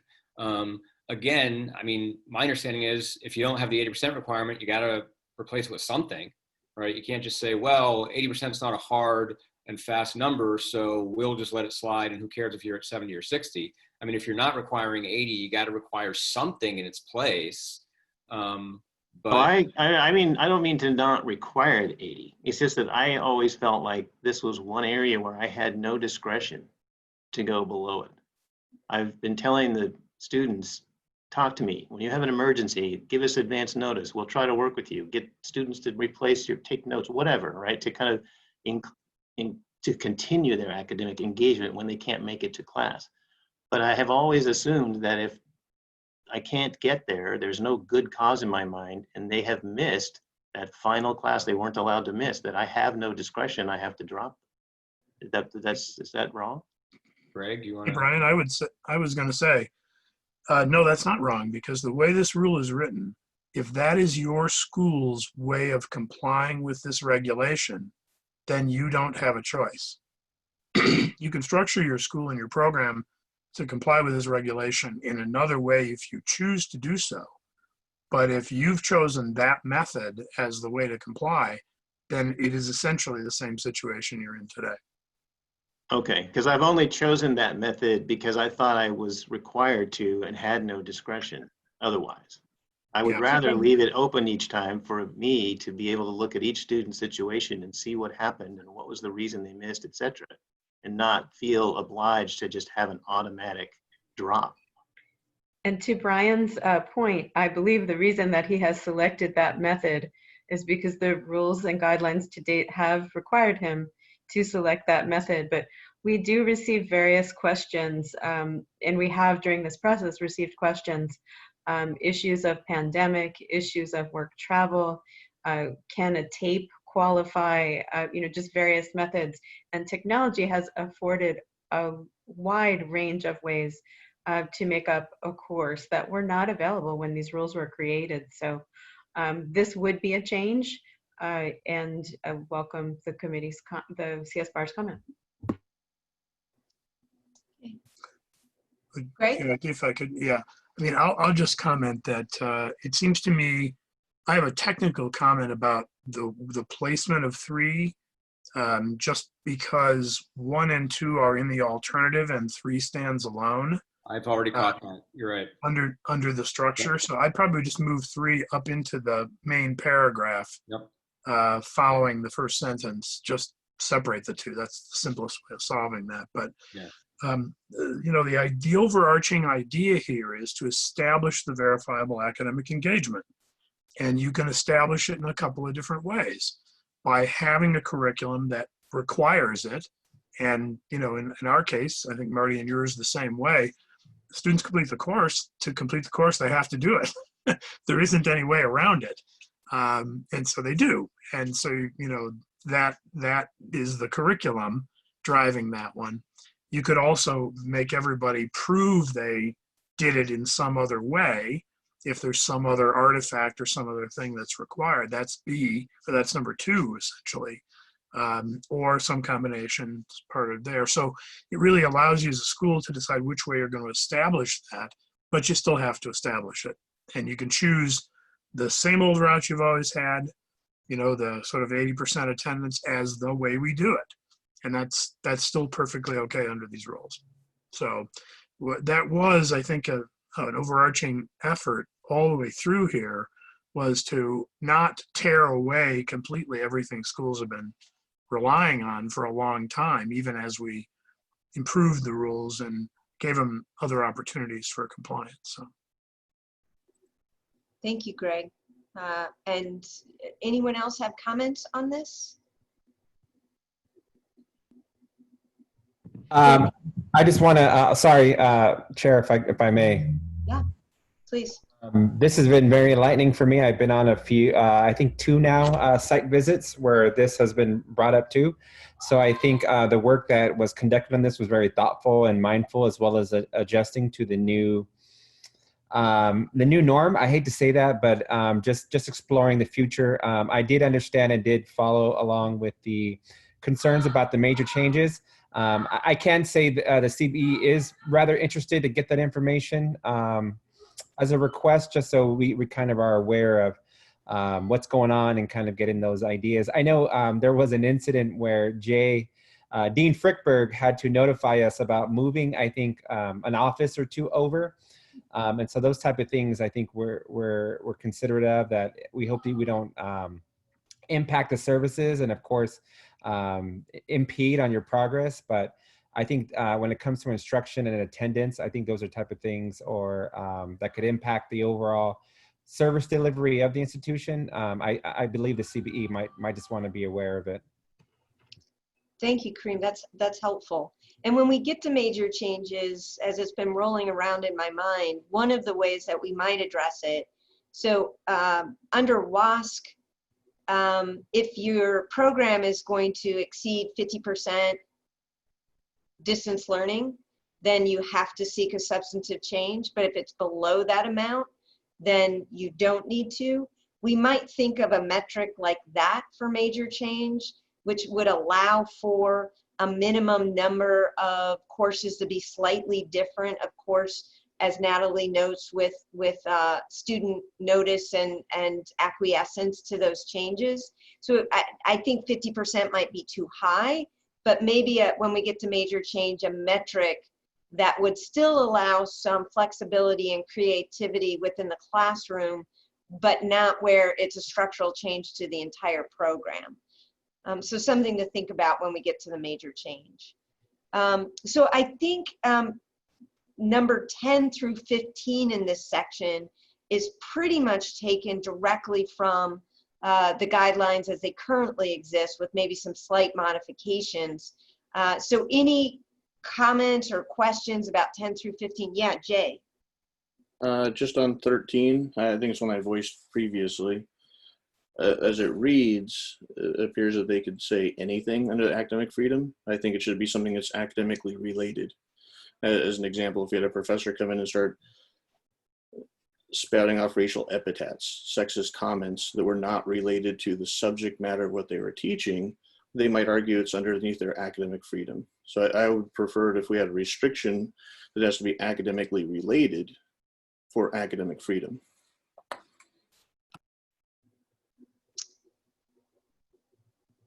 Other thoughts on that? Oh, this is Greg. I concur. The traditional, understanding of academic freedom has to do with the expression of ideas without reprisal, as is described here. However, the notion of it was that it was expressing ideas in your area of research or in your writing or in your academic activity. So I think that, this is a thing that schools can struggle with quite a bit, where we're not clear what the regulation exactly requires. So I think clarity, whichever way we decide to be clear about it, would be to our advantage. I think I'm fine inserting academically related before position or concept. Okay.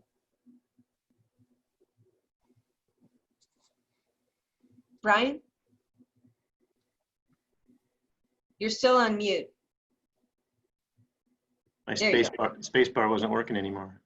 Does academically related mean academically related to the actual subjects that is being taught in that classroom, or just any academic issue that comes up as part of law school? I know, depending on the classroom, all kinds of discussions could happen. Jay, you wanted to? Sure. I was thinking in that broad sense, not restricted to a contracts professor talking about contracts, because I think as we have our classes, we try to teach them more than just our subject matter. Right. And especially with the issues we're having currently in our society, I think we could discuss in contracts and torts in every one of our subjects, and how can a lawyer help our community? I agree with that.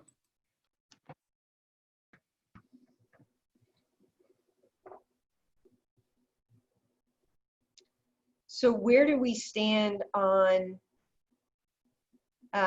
language inserted to narrow what's said in terms of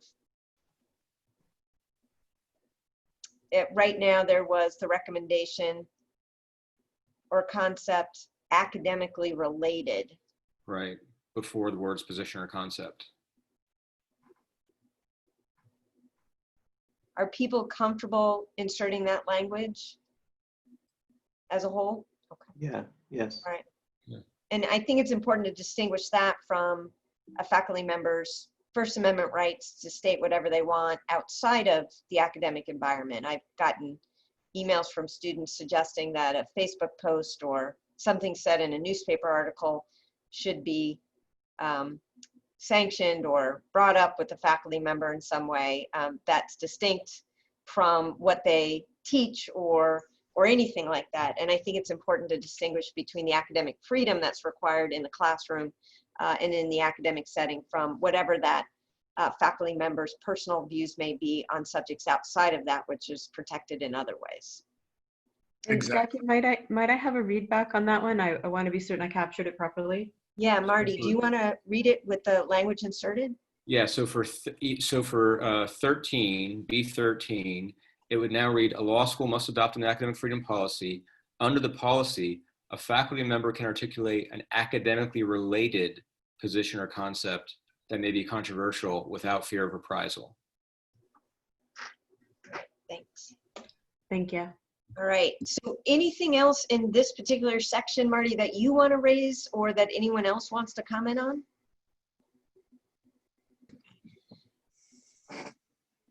All right, great. Before we move on to diversity, equity, and inclusion, which I think it was Donna and Kareem that took this on, but I think playing the role of Donna may be Natalie Leonard. Before we get to that point, Marty had sent a couple of edits that I think might be deemed more substantive than necessarily ministerial, and I wanted us to go back and look at them. And Amber, if you can scroll to 4.160A7 and A8, we can take a look, or if people have there on their own. I just want to make sure, rather than have them show up and a question emerge, just to make sure that people agree or want to have a discussion about it. So under A7, Marty suggested that B and D, so D might be subsumed within B. And Marty, do you want to speak to that change? Yeah, just the idea that, and again, regardless of whether we call it dismissal or disqualification, right? Dismissal is the opposite of retention, right? If you're not retained, you're dismissed. So if we already have to state what's required for retention in B, do we need a separate bullet in D saying the circumstances under which a student is subject to disqualification for academic deficiency? I'm just trying to make it more concise and, you know. Maybe on the basis of the previous discussion we've had about terminology, we don't need to, but like I mentioned in our school, disqualification and probation and all those things each have a different level depending on why, and level of consequences depending on why. So it didn't bother me that they were both there. I didn't find that they were duplicative. Okay. Other thoughts?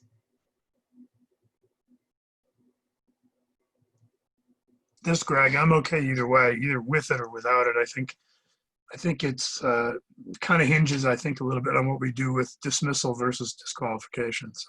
Okay. All right. And Jay?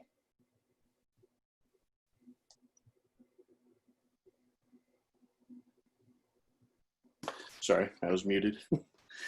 Not on A7, but if it's possible to go back to A2, when we never covered that area today. Oh, okay, sure. There's a couple more in 7 that I wanted to go over, and then we'll skip up to A2. Thanks. So sorry about that, Amber. So not a strong feeling that D needs to be eliminated, not a strong feeling that it needs to stay, but people were comfortable with where it is. Under E, a question about whether or not there's actually agreement on the prohibition on pass-fail grading and bar tested subjects. And there was Marty raised it, it's a conversation he and I had certainly came up in this past spring when we were seeking that emergency waiver So if people feel strongly one way or the other about the prohibition. And just to sort of put some context, I mean, I don't know that we would go pass fail if we had the option, but, theoretically, I understand the concern, right? You don't want to make it so easy for someone to make it through bar tested subject. At the same time, if I have a numeric grading scale and all you need is a 60 to pass, or I have a pass fail scale and the to pass you need the equivalent of an 80, that's actually a more stringent standard.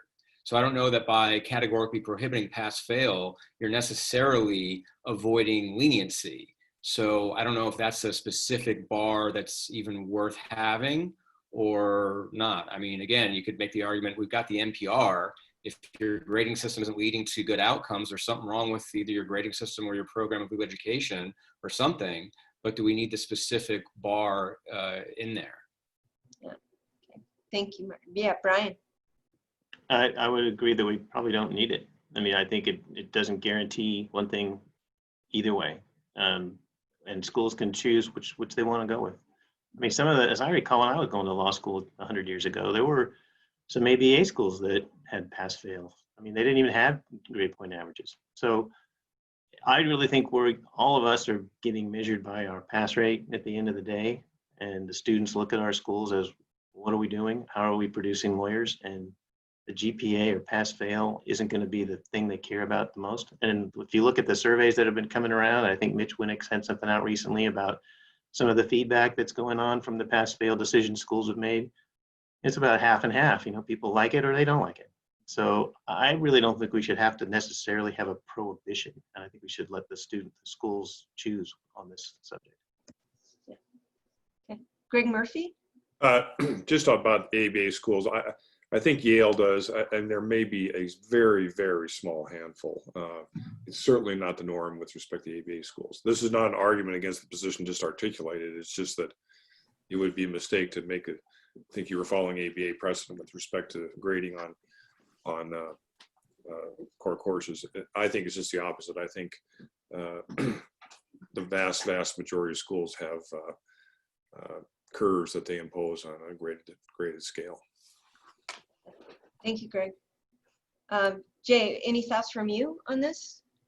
Well, I'm always supportive of choice, and I think as we're having our discussion, I think the NPR and ultimate bar passage will rectify this if this is an issue. The only caveat I could think is that I do think there's a benefit in having letter grades for the first year subjects, contracts, torts, and crim law. After that, I could definitely see a pass-fail option for other substantive subjects. Thank you, Jay. And I'm wondering, this is one of those things where we could have a great discussion on it, and by the time it works its way through any number of CBE and Board of Trustees, it's plopped back on. But if some of you have discussed, and this is certainly true for our policy as well, that the pass-fail is actually equivalent to grade. So there's a high pass, there's a marginal pass, and then it drops off to a fail. There is, it's actually more stringent because there is no kind of D plus D available as a gift to those students. So I'm wondering if we have something in there, a policy on pass-fail grading, but something that reflects a standard or something that needs to be articulated in that pass-fail grading. I don't know exactly the language that might exist, but I think there's a fear, and I understand it, that it would just be, oh, this is a P, but without any kind of structure or kind of containment for how to do that pass-fail. So I'm not exactly sure what that would look like, but I'm wondering if that would make it more amenable to those looking from the outside. Well, Jackie, from a simplification point of view, is it possible to consider deleting the clause after the comma, just simply that there is a policy on pass-fail grading, adopting the feeling from CSBARS to no longer prohibit pass-fail grading in bar-tested subjects if you've got the balance of the NPR? Not suggesting that that would be a popular choice unless carefully constructed, but maybe that would work. Yeah, that is the simplest approach, and I would support that, as does it appear the committee would as well. It at least gives options. Whether or not a school chooses it is a different scenario. Okay, I'll make that note. All right. My only other comment in H7 was, is J redundant of Right. A or B? I guess the thing it adds is that you have to have advanced written statement, but you know, could we just leave that into A or B? Yep. So again, it's just a question of redundancy. I'd be in favor of removing J. Okay. Others? Me too. Yeah. Yes. Okay. I need a read back of that one, please.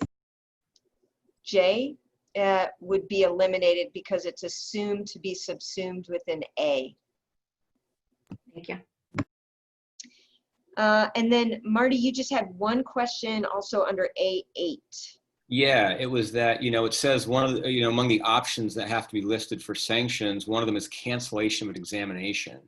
And I've never canceled an exam. I might give a student a failing grade on an exam or other assessment that they may have plagiarized or cheated on. So I don't know if just for clarity or make it more broad, I think maybe it's 8C. 8A. Sorry. 8. Right. No, 8A. 8A. 8A. Yeah, I'm not going to try to speak right now. Instead of cancellation of examination, do we want to say a failing grade on an examination or assignment? Hey, Marty, I think the intent there was to allow you to require the student to take an exam again. So you cancel this one out and say you must take a different form of exam or a different, another exam. So I'm not sure I would remove that. If you want to put in failing the exam, that's fine. But I think that's a remedy that people might impose sometimes. Okay. Maybe the phrase is hard to understand, cancellation, but essentially rejecting that attempt at the exam and requiring a new one. So I actually think that's subsumed in failing, because when you fail them, you can give them the option of, you know, resubmitting or retaking an alternative assignment or not. But at a minimum, based on what you did so far, you're not getting credit for it. Yeah, and I do note that it says it's not limited to the list provided. So certainly you have the option of failing or canceling or requiring retaking it, even if it's not explicitly stated. Right. Well, but it does say we must include cancellation.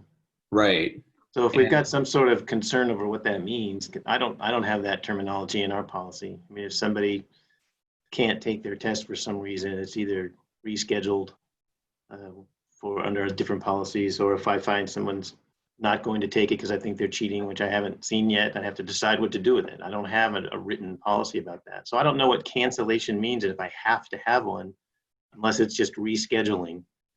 And if rescheduling means, or prohibiting a student from taking the examination for some reason, that's something else. Well, we're adding that phrase into our policy because we didn't have it, and that was something that got noted. So okay, that's well, why sounds like it's useful. I mean, I haven't come up across it yet, but it sounds like it's certainly a useful thing to have. Well, I can give you a perfect example of one where closed book examination, but evidence emerges after the exam that some student accessed something during the test. And we use video proctoring, and they flag events, right? Right. So you watch the video afterwards and you see that sheet of scratch paper that was supposed to be blank, it wasn't actually blank. Well, now you can fail them on the whole class. You can give them a 0 on the exam, or you can give them another exam and make them take it, you know, more rigidly under closed book. So that's canceling one that was already done. That's already it. taken. Already taken. That's I it. see. Okay. Exactly. And I guess my point is, you know, for all the possible sanctions short of failing someone in an entire course, is canceling examination the thing that every law school must include in their policy? That's my only point, right? Why is that the thing we all must specify? Mm-hmm. Good. Yeah. Well, why should we? Natalie, why should we? Sorry, I am on mute. I'm switching to the other side where I'm also doing your edits at the same time. It is just historically been there. I think that cancellation, sort of like Greg said, is for those situations where potentially that person with the scratch paper full of notes does not fail. So they didn't earn an F, but they did not earn it through the proper means, and so that's cancellation. That's a question. Is it required to have the specific types? Is there any reason a school would not include these specific types? Is there any reason not to say the law school's policy must include the type of potential consequences? Poor language, but rather than listing them? I think that's possible. The reason that it got this way, my theory would be, is that erring on the side of wanting to be clear to the student of the different things that could happen. And so in the absence of some specific pillars, there could be a student going before a discretionary committee, not really understanding how wide that discretion would be. Maybe that's no longer necessary, but I think that that's probably the history. So that they could understand, but hopefully before undertaking any of these behaviors, oh, all of these things could happen. I don't like any of them. I'm not going to try these behaviors. Jackie? Yeah. Oh, great. I endorse Natalie's concept there. You know, part of a due process notion is advance notice of what could happen. And well, I don't think we have to list all the ones. I think this is a reasonably good one. I would make one suggestion, that is that should be cancellation of a student's examination score. So it's not clear. I think that's clear for the students to understand what would happen. And I think we would understand that that means they would obtain a failing grade, or the option, as Greg has described, an opportunity or a chance to take the examination again, whatever the faculty may decide. Like that. I just think that it's good notice to the students that these can be bad things can happen to you if you don't behave by the rules, and have some examples, because they don't know. I mean, I'm going to make a specific suggestion. What if we say cancellation of a student's examination or assignment score? So that way, right, not just examinations, but if you cheat on a paper, right, we can say, notwithstanding the fact that you turn in a great paper, we're going to give you a 0 on this. Yeah. Right, you're going to have to rewrite the paper or whatever. Yep. That works. Okay. Okay. I can make that change. And I wonder if to some extent, if it's not more for the schools than for the state bar. So if a student says, oh my goodness, I can't believe you have the sanction of this, then you can turn to the rules and say, this is one of the choices that we are required to offer, and we do think it's appropriate here. So I actually think it's more for your benefit, and it's up to you whether you believe it is still benefiting. Great, thank you. All right, thanks for bringing all those up, Marty. And I wanted Amber to go back up to, is it A2, Jay? Yes, A2. Okay. And a potential substantive Yes. discussion? Great, okay. So this is one that I've raised previously. We had a discussion, so make sure we have our consensus. Under A2, again, disclosure, the last sentence. The committee may also require disclosure of additional information, including statistics on retention and diversity. Again, I have concerns with that as it relates with A6, student privacy, especially as we're starting to disaggregate data based on ethnicity, race, gender, sometimes even orientation, how because of our small student populations that could make them identifiable and thus in conflict with their privacy. So I was thinking as a possible add-on to that last sentence, when not in conflict with A6, is a simple solution.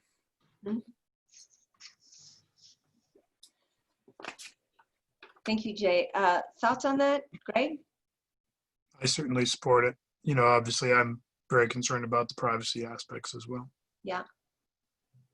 I support that change. All right, thank you, Brian. Now, keep in mind the alternate perspective that some of this is what the school may be doing inside in order to make strategic decisions, but not necessarily publishing out to the world if it's something that you fear would implicate privacy.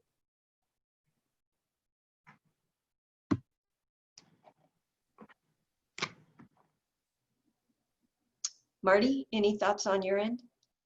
Sounds good to me. Okay, all right.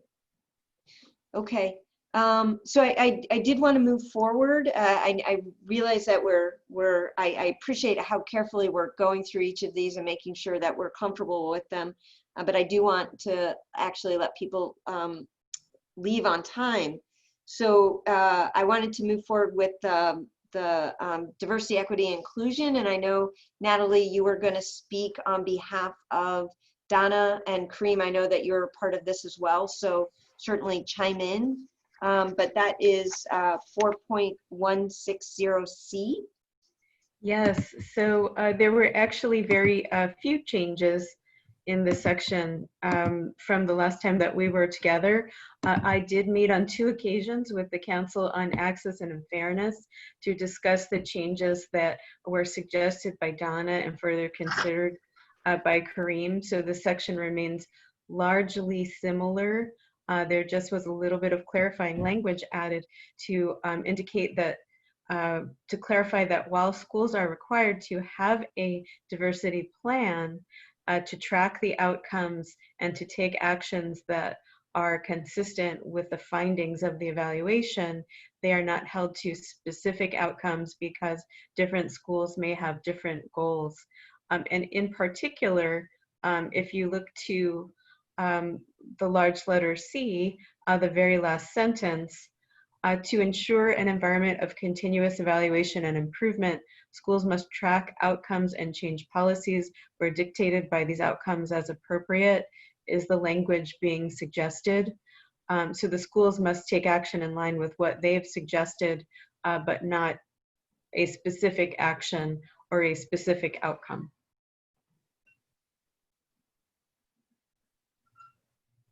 And that was really the only change that was propagated throughout this small section versus what you had discussed prior. And so it's not a change in concept, it's just a change in clarity. The only thing I want to check in with people about is because we use the term outcomes in a very particular way when we're talking about program learning outcomes and when we're talking about course learning outcomes. And I think here they may be using the term differently. And I just want to make sure that it doesn't get conflated. And because we actually have a program learning outcome that's related to diversity, equity, and inclusion, but I don't think they're suggesting that we're tracking that we change that program learning outcome. I think they're suggesting something else here.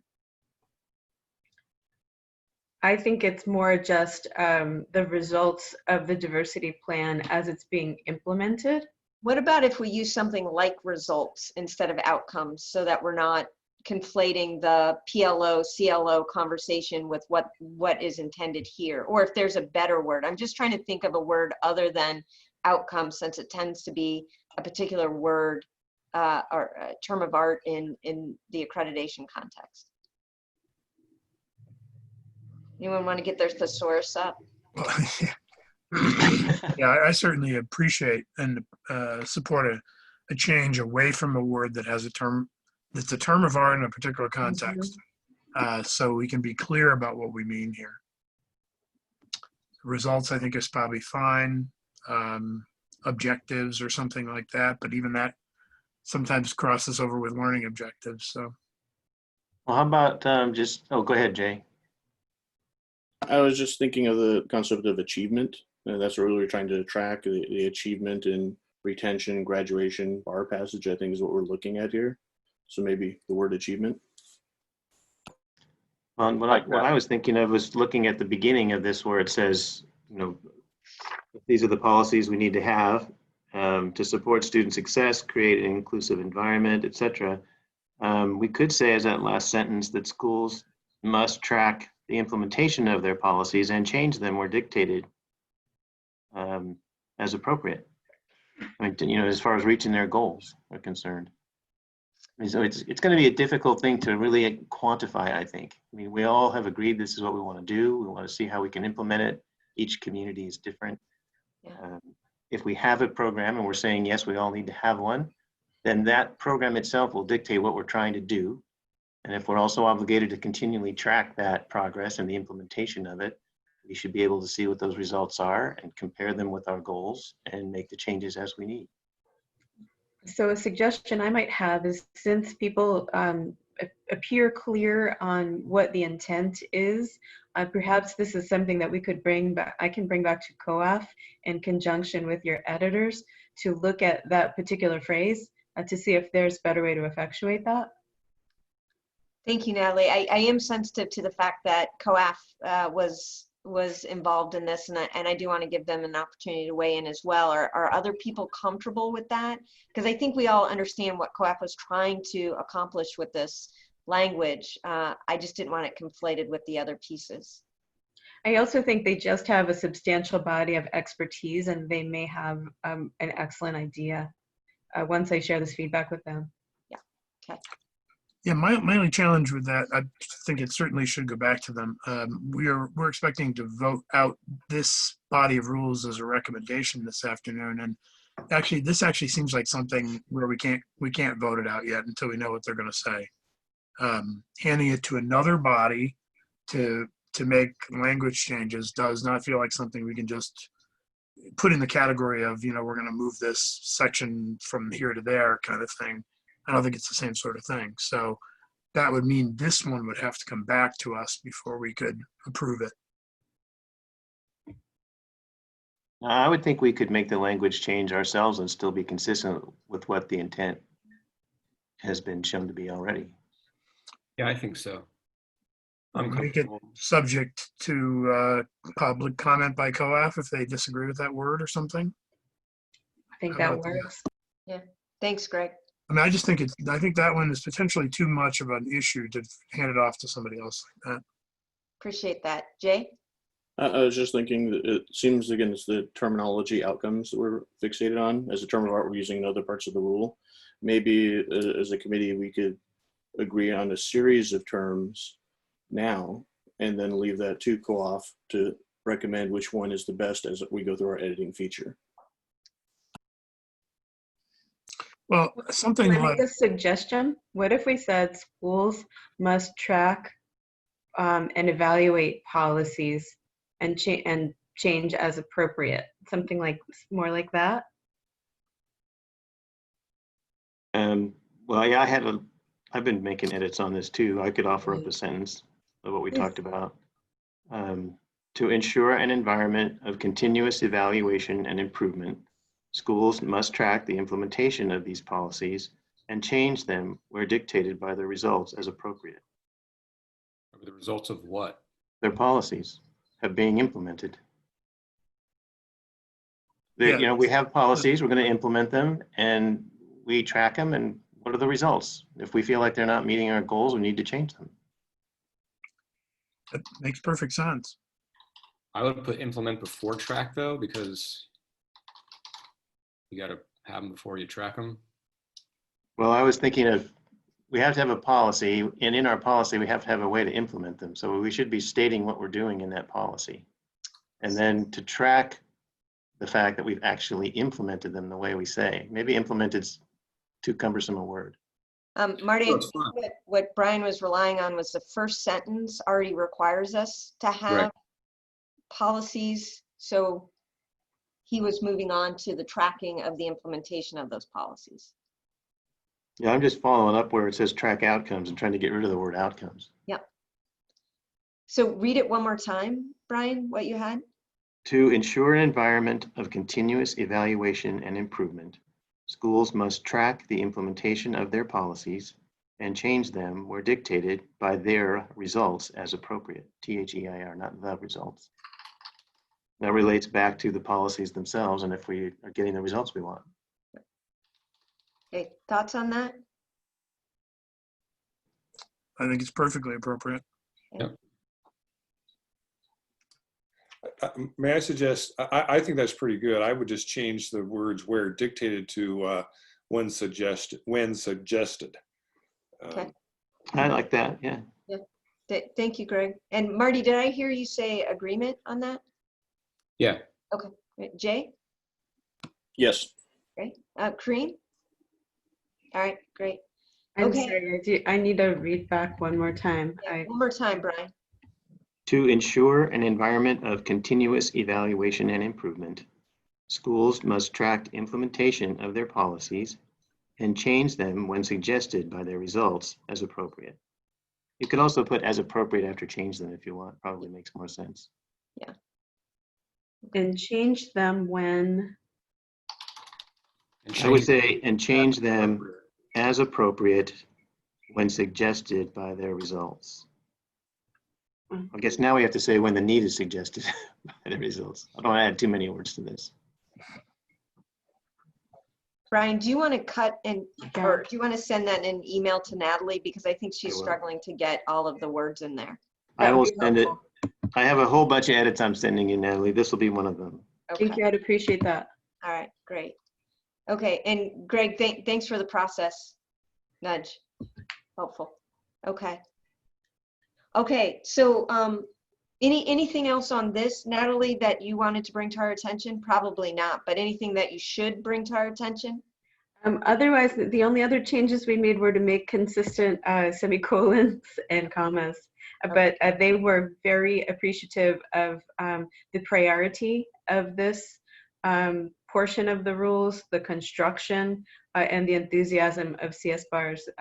COAF was extremely happy and extremely happy to participate as well. Right. Well, tell them thank you on our behalf for the work that they did and for partnering with us on this, and as I'm sure they will as we move forward with implementing them. Thank you. So final piece of the work that we did offline before this meeting, which is the redraft of non-compliance process and substantial compliance, which Marty took the laboring oar on with some help. So Marty, do you want to quickly walk us through what you did here? Yeah, did we want to talk about 160D or we're good with that? Oh, I so apologize. You're right. I skipped right over that. 4.160D, preparation for licensure and professional. Jay, you're the one who took the laboring oar on that one. Do you want to walk us through the changes that you made there? Sure. And I actually think it makes sense that you were skipping over it. There really weren't changes made as we went through it. But I would flag just to make sure we're all of consensus as we go through on a couple points. Specifically, I'm on page 16, D2. This is a change from the current guidelines that now the law school must require that the student is enrolled in the JD program with satisfactory completion of 6 semester units. Before it was have an opportunity. Now they must require satisfactory completion. So that is a change from the existing guidelines. Make sure we're on the same page. The next issue I had was on D4.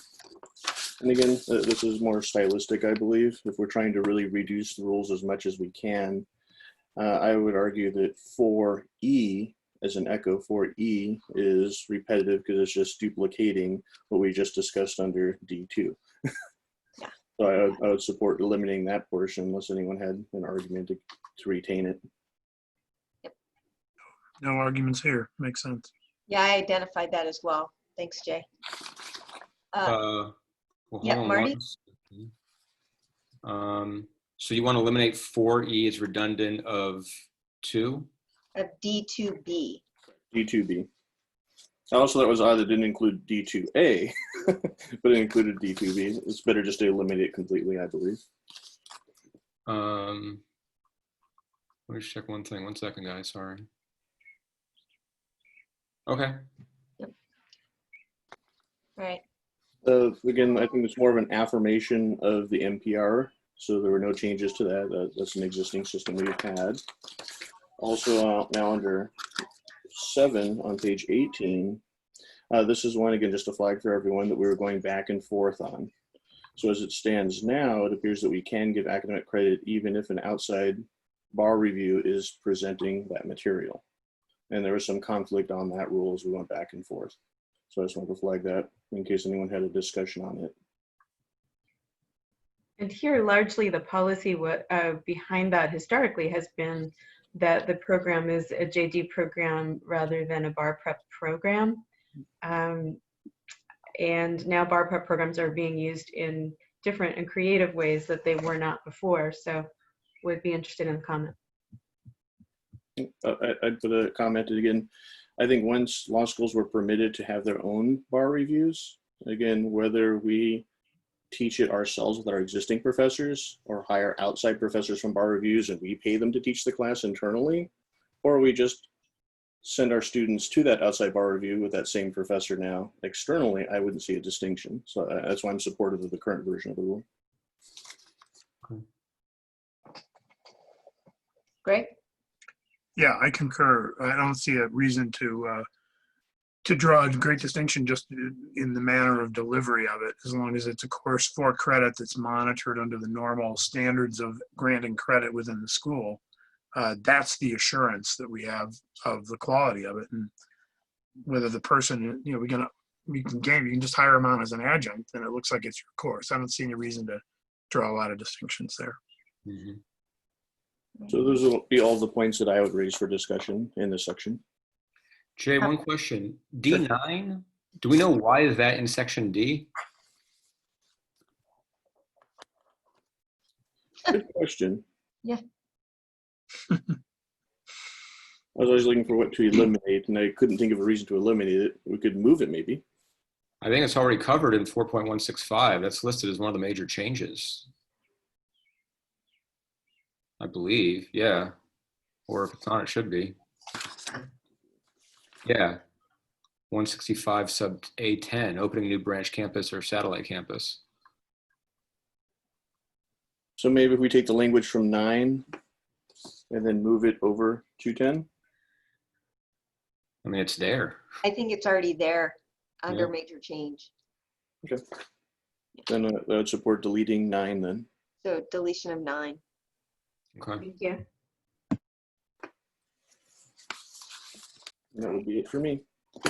Okay, thank you. Any other comments or questions about this section? All right, great, thank you. Okay, now. Jackie, sorry, before you go, Yeah. 4.161 is up next, and we had discussed whether we might change that to periodic compliance report Thank you, Greg. or Yep. address the timing of those reports. Yeah, and so the title would obviously change. And are you also suggesting that section A would change from annual to periodic, small p? Well, I'm just bringing back the issue. I'm not stating a particularly strong stance on this, but just since I made it periodic earlier, we got to clean it up. Yeah. So. Yeah, make it consistent. That's fine. Okay. I'll take the particularly strong stance again. I think it should be biannual. I think we should call it a biannual report. Frankly, I'm painting the Golden Gate Bridge around here. It's just ridiculous. I think maybe the question ought to be to the staff and perhaps Kareem, what is it that the committee needs? Do they really need it every year? And do they need all that every year that we aren't already providing in some other fashion? I think part of it is too that what will be needed in these new rules could definitely change. There's no reason for us to collect things that we don't need, and we don't want to do that. I do think that you'll see a different version of the report, but it has been helpful to have it every year for different reasons. Open to the committee's direction going forward, but it has prevented a number of issues. It has helped to assist schools when they've needed help or they've made inadvertent changes or problems during a change in administration. But if there are things that don't support the new purposes for accreditation, no reason to keep doing them, and we could look at that. And again, I would just remind folks that if you look again at Business Professions Code 6061.7, in addition to referring to an annual compliance report, it also, some of the data that we have to provide has to be for the most current year. So, you know, some of that data is going to have to get compiled and reported annually no matter what. So I guess the question is going to be, you know, what stuff are we going to report annually because the statute requires it, And what stuff could we afford to report less than annually? And that information is also for informing the public and prospective students because it refers to the 6061 disclosure. And if, unless you only intend to admit students every other year, Right. they'll need the most current information every year. Right. Greg Murphy? Yeah, I understand the desire. I can tell you that there are many ABA deans would like not to have to do with the annual questionnaire that the ABA has to submit. But at least just so you understand what's happening in that milieu, we went to from a 7-year sabbatical site visit calendar to a 10-year, and part of the justification for that was that we were getting good enough information on the annual questionnaire that we could identify when schools were falling below the standards and do something with it. And so, I mean, it used to be once you got through your 7-year sabbatical site visit and you were on the list, then you didn't worry about it for another 6 years. And then, start checking things out. Now with the annual questionnaire, schools and the ABA schools really have to stay up on things because the committee, the council and the staff pay attention to it. So if we were to have a vote on this, I'd say I don't know what's on your questionnaire, and that's really the key. And I certainly endorse the view that if the information is being produced is not something that you need on an annual basis, then remove it. But it may be easier just to have the same questionnaire all the time, simply because you're not likely to miss things that way. Thanks, Greg. Yeah, Brian? Well, I would almost trade this position in exchange for having a 10-year site visit right now, right this minute, if we could get that agreement. And I understand the need to report things annually by the statute, but I think if we wanted to, we could craft that same requirement somehow and meet the statute's requirement every year. But the committee of bar examiners ought to have a list of things that they really do want to have from us to maintain their oversight, which they have an absolute right and should be doing. But if it can be done every couple of years instead of every year, then it might make it a lot easier on the law schools, especially since we are adding more things to do that cost us money. And we've been talking about affordability of this program ever since I've been here. And every time we add a new procedure or a new policy or something we have to track, it costs all of us money.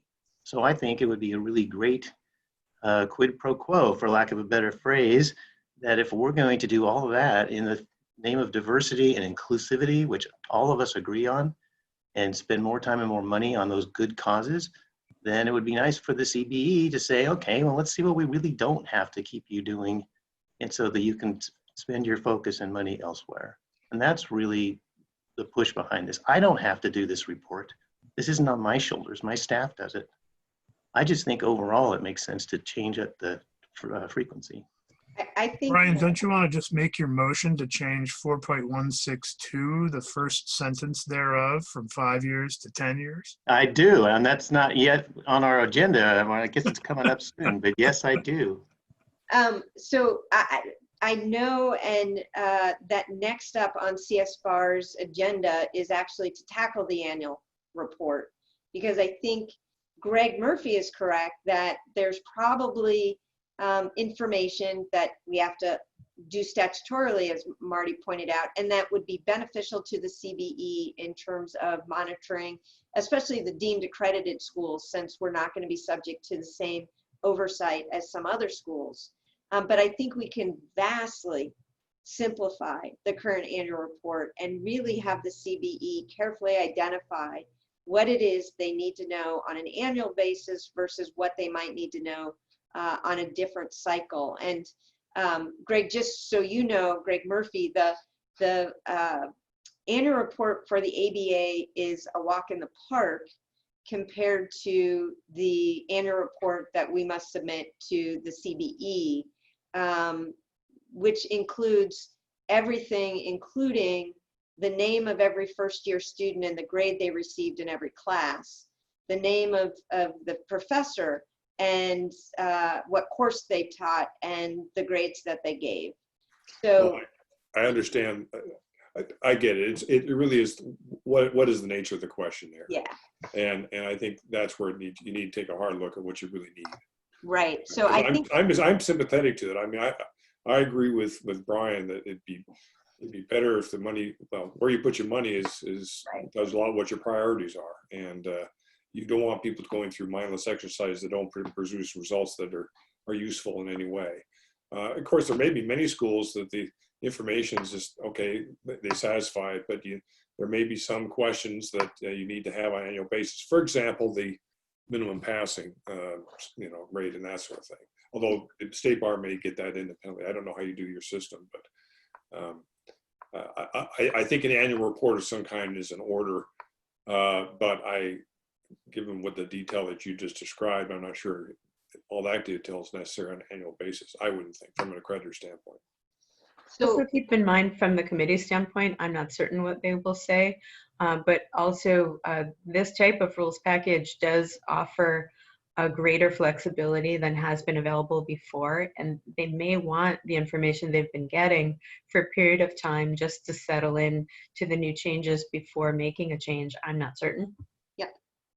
So, but we do need to be consistent with what we stated before. So going back to Greg's point, if we change 4.161 to the periodic compliance report, allows it to be either annual or not. And we could say a law school subject to these rules must submit a compliance report as required by the Committee of Bar Examiners using the form, or as required using the form prescribed by the committee. That would, if we take out annual, it allows it to be changed as times change. So it doesn't always require the annual except for that which is statutorily required. What do people think of changing the title to periodic compliance report, and then a law school subject to these rules must submit a compliance report as required using the form prescribed by the committee? I would agree with that. I can endorse that. Okay. All right. Thank you. No Yeah. objections here. All right, great. Thank you. All right, so I was going to jump over to 4.170 since some substantial changes were made to that, and then circle back to general comments regarding the rules we didn't review since we had gone through them at the last meeting. So if you guys are okay with that, let's move to 4.170 since it contains a lot of changes, and then we can circle back and address other rules that people may have comments or concerns about. So again, this was Marty with some assistance from others on the committee. Thank you. Okay, there is a lot here. I largely rewrote many sections of 4.170 to 176. I will try and summarize them. A few broad things. First, anytime there was a provision that said that the committee needs to make a finding, we actually applied a standard of substantial evidence, right? Not a very high burden, but still something higher than just, arbitrary, right? So we at least have a standard in there. Structurally, what I did is I actually broke out what is currently the notice of noncompliance into two stages. So there's a notice of intent to make a finding of noncompliance, and then a subsequent notice of intent to impose sanctions. Right, so it's sort of like a liability and sentencing type thing in a sense, right? So the idea is, the committee will let a school know, look, we intend to make a formal finding that you are non-compliant.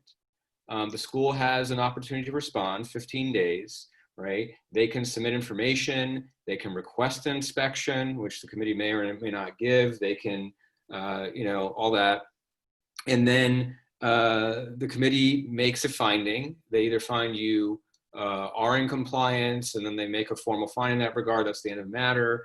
They make a finding that you're not in compliance. If they make a finding of non-compliance, then they can issue a notice of intent to impose sanctions, right? And so there, the question is, okay, we formally found you're not in compliance. Now what do we do about it, right? And when they issue a notice of intent to impose sanctions, then the subject school can not only submit a further response, request an inspection, they can request a hearing, right? And then we talk later in later sections about what are the formal procedural requirements of a hearing. And then the committee holds a hearing if one's requested, or just, finds on the record if one hasn't been requested, and then they impose whatever sanctions. A couple of other high-level features. One is that notwithstanding separating out the notice of intent to make a finding of noncompliance and the notice of intent to impose sanctions, there's a provision there and in several other places that if the committee finds that a school has engaged in fraud or other serious misconduct that has harmed the safety, health, or financial condition of students or other prospective students, right, or other serious or substantial harm of another type has occurred as a result of recurring noncompliance, basically an exigent circumstances clause, right? If there's good reason, the committee can impose or issue a notice of intent to find noncompliance and a notice of intent to impose sanctions simultaneously. So we're not trying to hamstring the committee from acting expeditiously when circumstances warrant it, but the default is, absent some exigent circumstances, there's going to be these multiple steps. And so too, even when it comes to imposing sanctions, right, we'll see later on, normally when let's say you're going to terminate a school, you're going to give them at least 180 days. They have to offer a teach out plan, right? That has to be decided on in 60 days. And if it's not rejected or modified, it's approved, right? But again, even there, if the committee determines that allowing a school to continue to operate jeopardizes the health, safety, finances of students, prospective students, then they can pull the plug quicker, right? So again, sort of this alternative models where the default is full process, but balancing that against the need to act quickly where circumstances warrant it. Also in 4.171, there's a substantial revised section on interim monitoring, right? So interim monitoring, if you look to 4.171A, right? So what it says with interim monitoring is a school may be placed on interim monitoring for a specific period not to exceed 1 year, right? So the assumption is you're not just going to be out in limbo dangling and interim monitoring for forever. During interim monitoring, the school may be required to provide periodic reports or submit to inspections more frequently than whatever else it is we normally decide. And then B has a few important provisions, right? B says interim monitoring is not a sanction, meaning it doesn't require committee action. And even though it's something less than a formal sanction like probation or termination, we also want to apply, make clear, there's no affirmative obligation of the committee to impose interim monitoring for every issue of minor, technical, or brief noncompliance. So we're trying to sort of present both a presumptive floor and ceiling, right?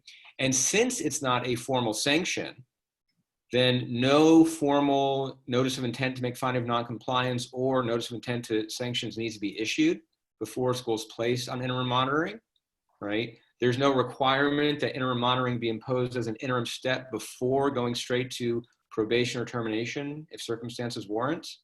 And because it's not a formal sanction, that also means on the law school side that a law school is not required to disclose its participation in interim monitoring like it might be required to publicly disclose if it's been placed on probation or formally terminated.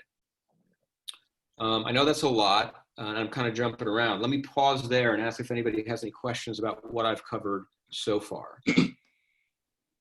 Greg? Which Greg? Yeah. Greg, I thought Greg Murphy and then Okay. Greg Brandes. I wasn't sure if you want to speak, Greg Brandes. So Greg. Yeah, I think this is a pretty good work. It's I'm not going to go through all the ABA process because it's fairly complex, but this is generally consistent with it. The only thing I would note that is that on the ABA system, really every school is under interim monitoring because what happens is the annual questionnaire comes in and then there has a series of flags basically related to core standards. And if the school looks like it's falling out of compliance or may be out of compliance, then the school gets a letter saying, hey, this is what we're seeing, what do you have to say about that? Then there's a response. And then the council, based on the response, or the committee can recommend to the council, the interim monitoring committee, whether the school should be cited, and then ultimately there may be a hearing before a sanction is imposed. I like this. It's just only that interim monitoring just occurs all the time because of the annual reports. But the interim monitoring here is, I think, broader, which talks about having additional visits and the like. So there's aspects of this I like better than the ABA model, and I think this is consistent with it. It's just a little different. And I offer that just for general comments to say it might help the committee. Thank you. Thank you, Greg. Greg Brandis, did you want Yeah. to? And Jackie, I was really just going to comment on, again, thanks to Marty for a lot of great rethinking work in this particular area on kind of the processes that would allow the schools to work toward compliance when they find themselves in a spot where they're not, for whatever reason, in an effective way.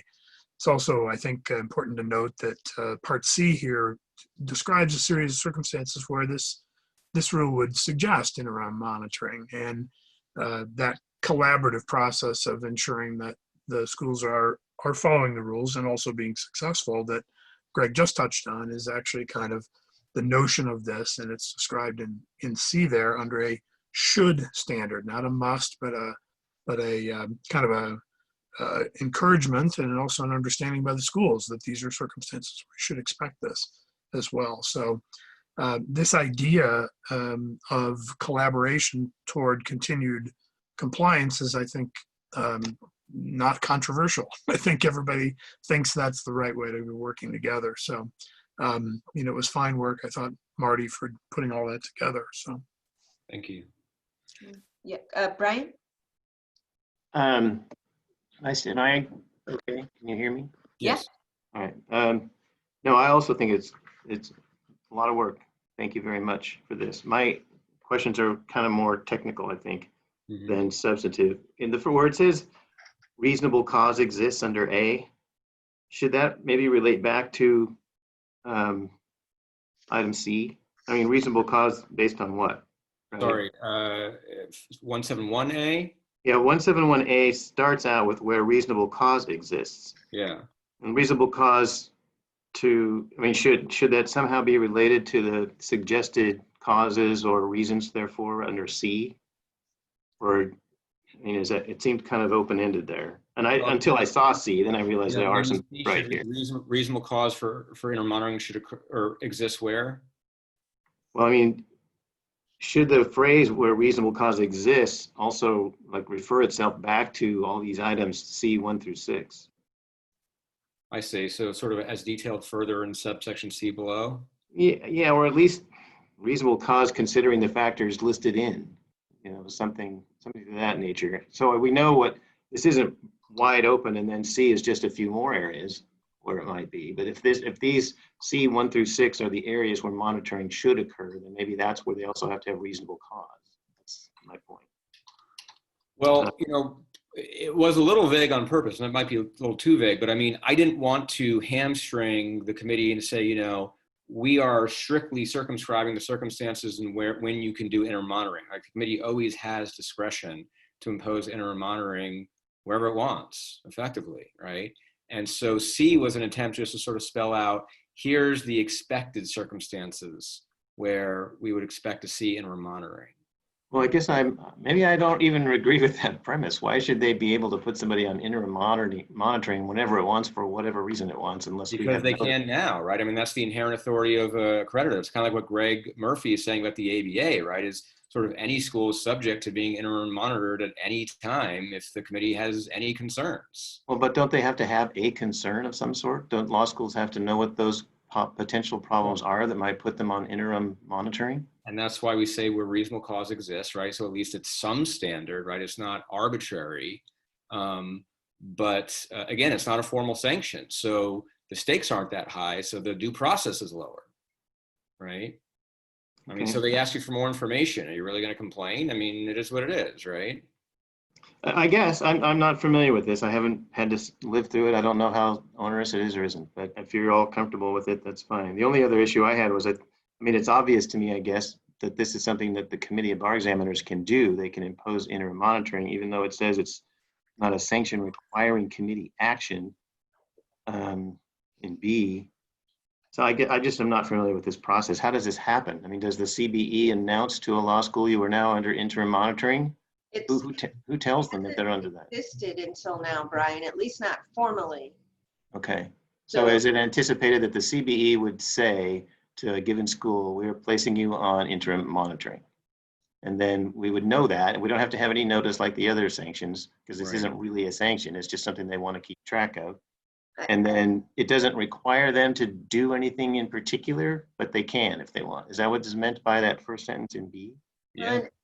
And I think this might be, I think it arose originally, and someone can correct me if I'm wrong, because it felt as if the CBE had a 0 to 60 type option available to itself.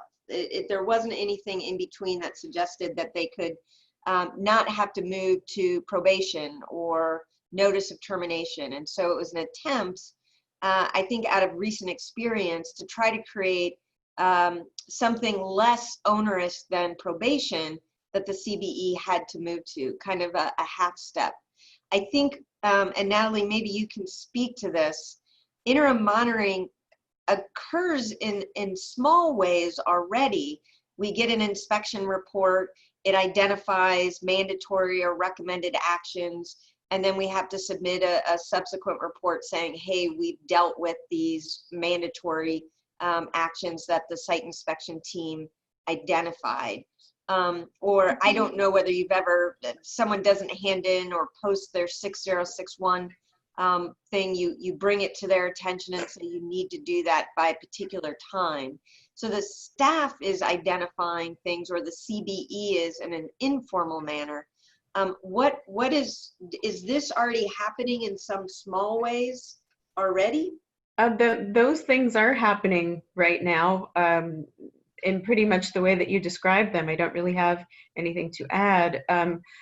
Another thing that has been discussed from time to time is a way to handle, or whether to handle, things that are that could be addressed before they become a problem. So for example, if a school's NPR approaches but is above 40, should that be something in which there is a formal notice from the committee?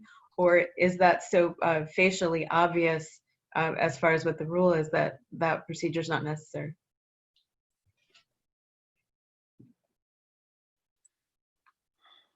Well, yeah, I mean, from my perspective, like Jackie said, I mean, the point here was just to sort of, I guess, maybe spell out and formalize what may already be happening informally to provide effectively more protection for schools, right? So, you know, the committee can kind of do its thing short of, you know, a formal sanction, and here are some of the parameters for that.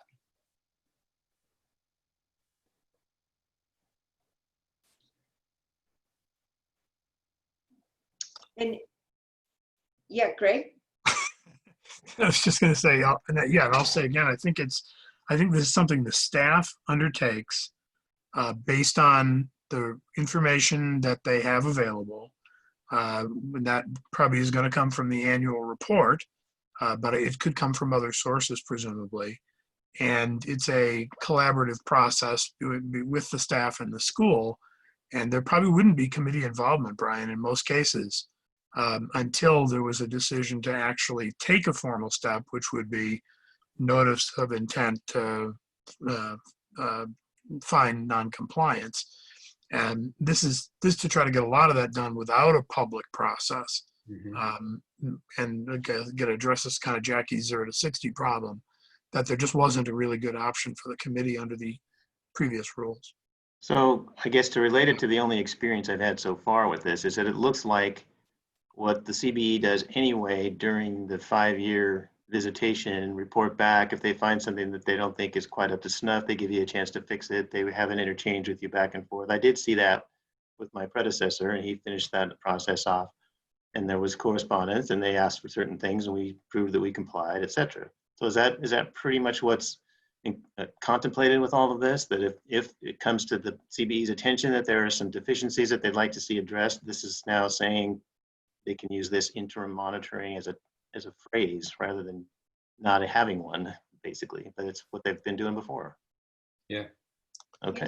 the attempt. And Kareem, I would be interested in your thoughts as a member of the CBE, whether having an interim step is something that would be welcomed. Hi, thanks. I've been listening, and we have went through this process more recently with notification and engaging a process of termination. So from my perspective, I think we do need to provide some form of intent to terminate or an intent of non-compliance. I do want to see that be a more gradual, progressive process instead of like dropping the hammer out of nowhere. And that's kind of why I didn't chime in on the annual report side. But I guess since it's kind of all collective, part of the conversation regarding what we've recently faced at the CBE, we do take that all into consideration, and it helps us kind of be more aware of what's going on at the site level, and then giving us the narrative as we're moving forward and the type of actions we should take. So the reason why I say that is if we see improvement in an annual report, then it kind of gives us a different idea of the process that we will move forward with. But looking at this, I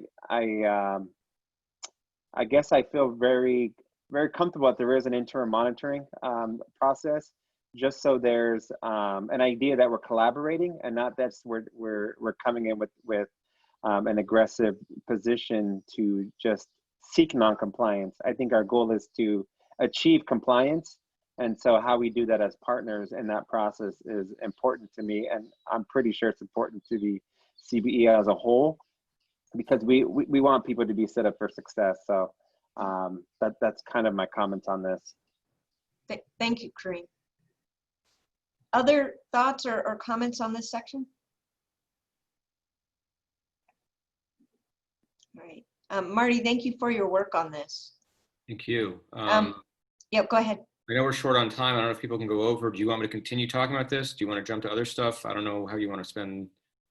Well, yeah, so we're supposed to adjourn at 3. And I want to make sure that the committee is able to stay beyond 3 in order to complete this process and hopefully vote on the proposed package. So are people able to stay beyond 3? I can. I'd like to check in with Ken if we can. If the meeting was noticed through 3, do we have the latitude to extend the meeting?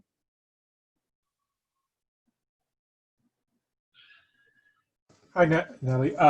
So I think, if it's within reason, the vote can happen, after. It doesn't have to be by 2:59. Okay. But I would ask sort of what the expectation is for how big an extension that is. Okay. All right. Thank you, Ken. And so my intent right now was to see if the committee had any substantive comments on sections we did not cover, and then to give brief public opportunity for brief public comment before we vote. So my hope is that it wouldn't extend beyond 3:30. Ken, is that reasonable? I think that's reasonable, yes. Okay. All right, so let's aim for that. So Jay, you had your hand raised for substantive comments on a section we did not cover. Correct. So I'm going back to mark page 18 under Rule 4.162A. Yes. And I had one issue with this. I know there's probably gonna be others with different issues. The concern I have is I've always felt that the peer evaluation process is critical in higher education for the evolution. It allows schools to have a voice in the accreditation process. And I'm concerned with on 4.162A, where now it reads, it may also include a member of the committee, comma, a law school representative or other individuals who can assist in assisting the school's compliance. I would put forward if we could change that to should, because I understand that there will be times now, since again, we're in a different paradigm with online education. In essence, every Cal school is competing with every Cal school. And historically, I had the benefit of Northern California schools coming to Southern California schools as part of a team. That's no longer the same paradigm. So I would put forward again if we could change that to should, and if none are available, then this could happen. But I think that we should always have a member, a dean, on every one of these teams. Thank you, Jay. So you're suggesting the following the inspection will be conducted by a team selected by the State Bar to include State Bar staff or designee. It should also include a member of the committee, a law school representative, and other individuals who can. No, I would end right at that point. Okay. Right after the law school representative. If available, because you're saying. Sure, if available. All right. I think that could then address the concerns that schools have, that they can object as we have that policy in there. And if none are available, then fine, then we can have someone else, a consultant, potentially come forward.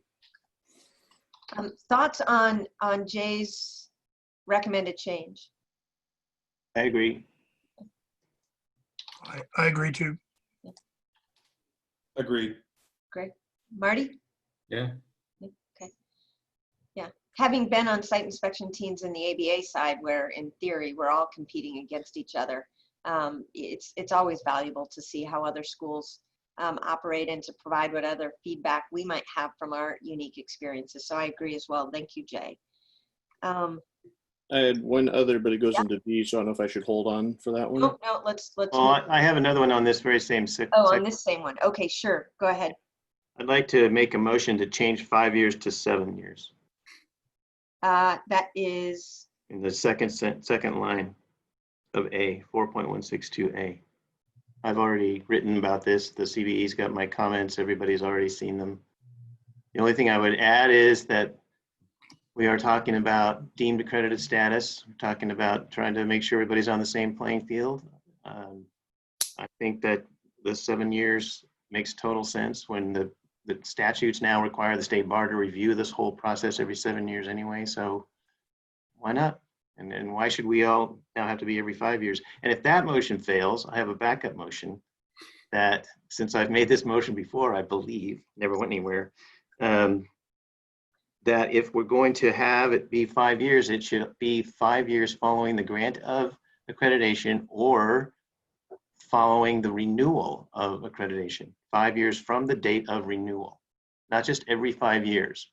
I have my own personal grudge about this that Natalie and I very professionally dealt with, I will say.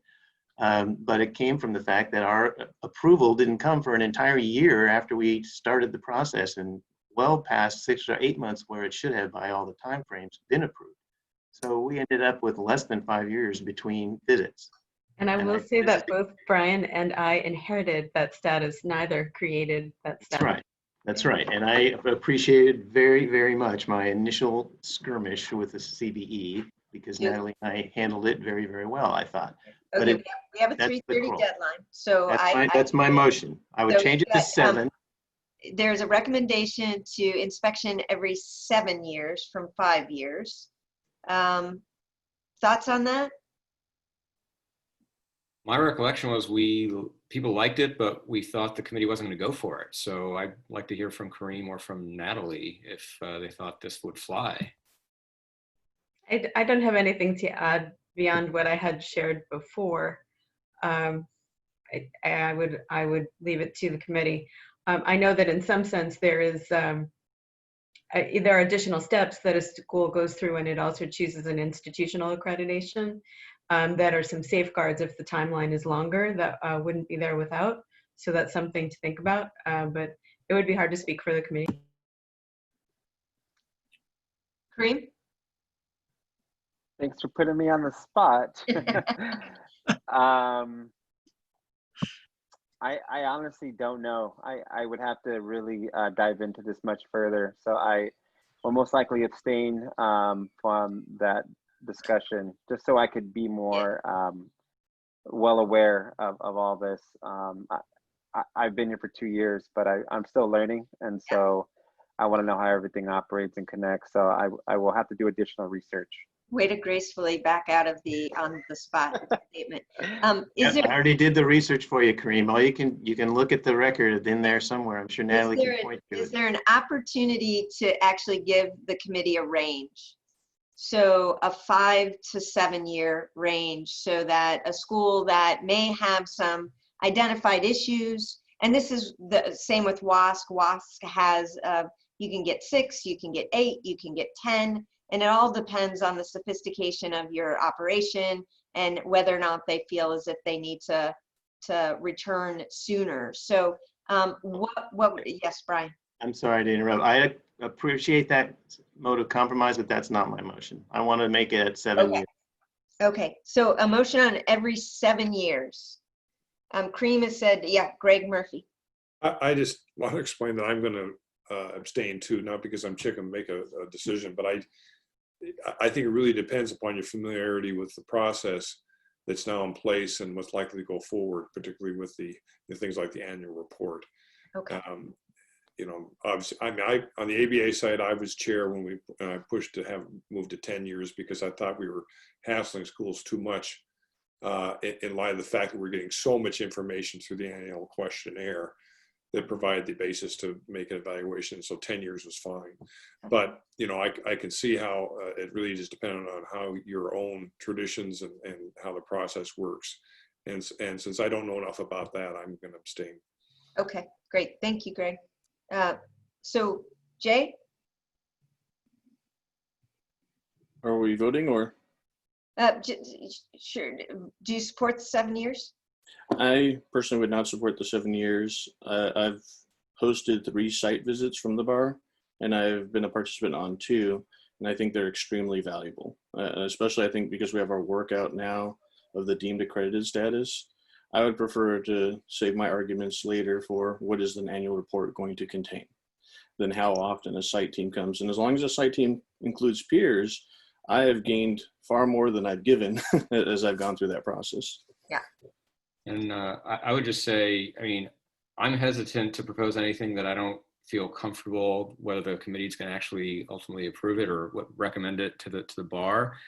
I generally like flexibility. I like the idea of 5 to 7 because that itself encompasses the fact that we had the same thing for our last site visit before this most recent one. It took us, I think, 1.5 years between our site inspection visit and our report. So, you know, the committee can bake that into saying, well, it took us 1.5 years to get back to you. So we're going to make you, you know, it's 7 from the last one, which is effectively 5 from the renewal. So I would support 5 to 7, but I'd be reluctant to stake my neck on saying it has to be 7. Thank you, Marty. Greg? Well, it seems to me the friendly amendment of a range has been rejected by the sponsor of the motion. So I think Does that make mine unfriendly? Up, never in. Come on, guys. No, all we can do is say no. I probably would support the range. I think it's a little harder for me to support the 7. So. And just for Robert's Rules of Order, the motion does need to be seconded to be discussed. And there's also the opportunity to present a substitute motion with a second, and then voting on that substitute motion, overriding the original motion. So just to give you some quirks that I've learned along my lifetime in Robert's Rules. No, that's great, Kareem. I was trying a more informal route as we've done in other changes, but I think this one is a little bit more contentious. So should I withdraw that? Can I withdraw that under those rules? And actually, if it hasn't been seconded yet, it's not on the. It's actually not a. Not really a motion. Once under Robert's rules, since we're going a more formal route, once it's seconded, then the motion belongs to the House, and the person who made the motion, the seconder, don't have power to change it. Kareem is right. You've got to make another motion, substitute or amend. So, Brian, do you want to make a formal motion? I will make a motion to amend my previous motion that really never was seconded anyway. So then I suppose. Then the first motion dies for lack of second. It dies for lack of second. I would like to make a motion that we recommend a range on this issue of 5 to 7 years for the periodic inspections. I second that. Second. All right. All right. So we actually, because we went the formal route, we actually need a roll call vote. So I'm happy to do that if it's appropriate. But Amber, if you're actually still on the line, Do you want to Yes, do it? I'm here, yes. Yeah. So Brian Pertil, Aye. Greg Brandis, Aye. Jackie Gardina, Aye. Kareem Gangora, Abstention. Greg Murphy, Well, I've reconsidered. I'm going to vote aye. Jay Frickberg, Aye. Martin Pritikin, Aye. everybody. Thank you, Amber. Okay, the motion carries, and 4.162A has been amended to have to recommend a concurrent inspection every 5 to 7 years following the grant of accreditation. Okay. All right. Any other changes? I think, Jay, you had another substantive change that you wanted to bring up. Under B, directly below that on page 19, mark 19. And again, it's something I've observed over time and from other accreditors. Under B right now, it says the inspection team must provide the committee with a report. I would like to add, if possible, that the report contain recommendations and commendations. I've noticed that historically, the report did include positive and negative, and now more modernly, it's only the negative. So I think if we can include the commendations, because it is a public report, it educates the entire law school community in California on best practices as they're observed.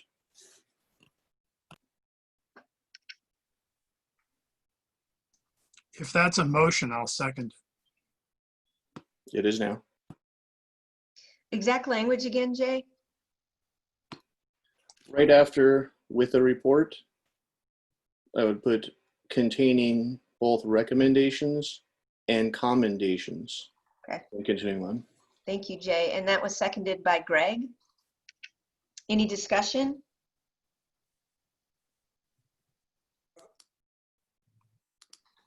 Okay. Amber, do you want to do, oh, I'm sorry, Greg Murphy?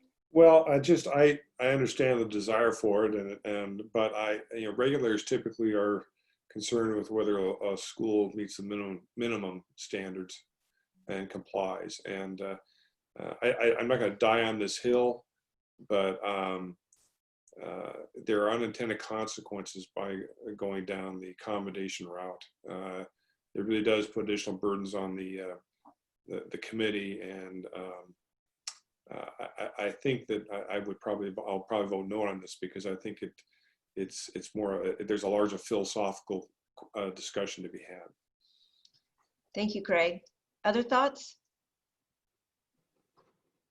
Greg? I would just comment that I'm similarly not willing to die on this hill, but that is a standard part of the WASC process. It is required every single time in regional accreditation, in my experience. So there are different approaches to this that are definitely out there in use by accreditors for different purposes. So Standard that they do or don't have commendations? they are required to have commendations. Huh.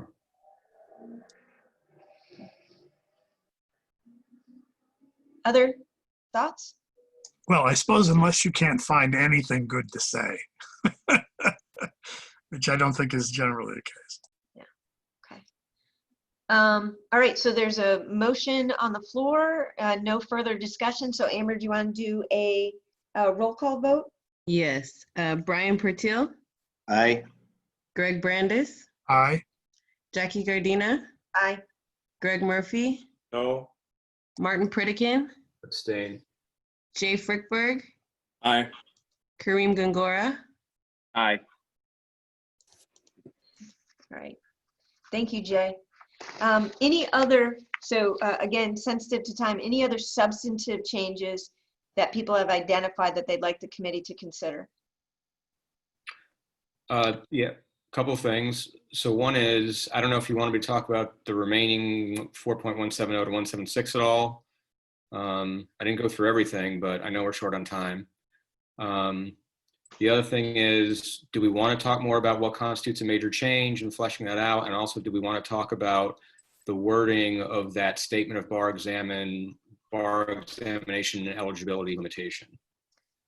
So thanks, Marty. And again, do people have comments on those areas that Marty had identified?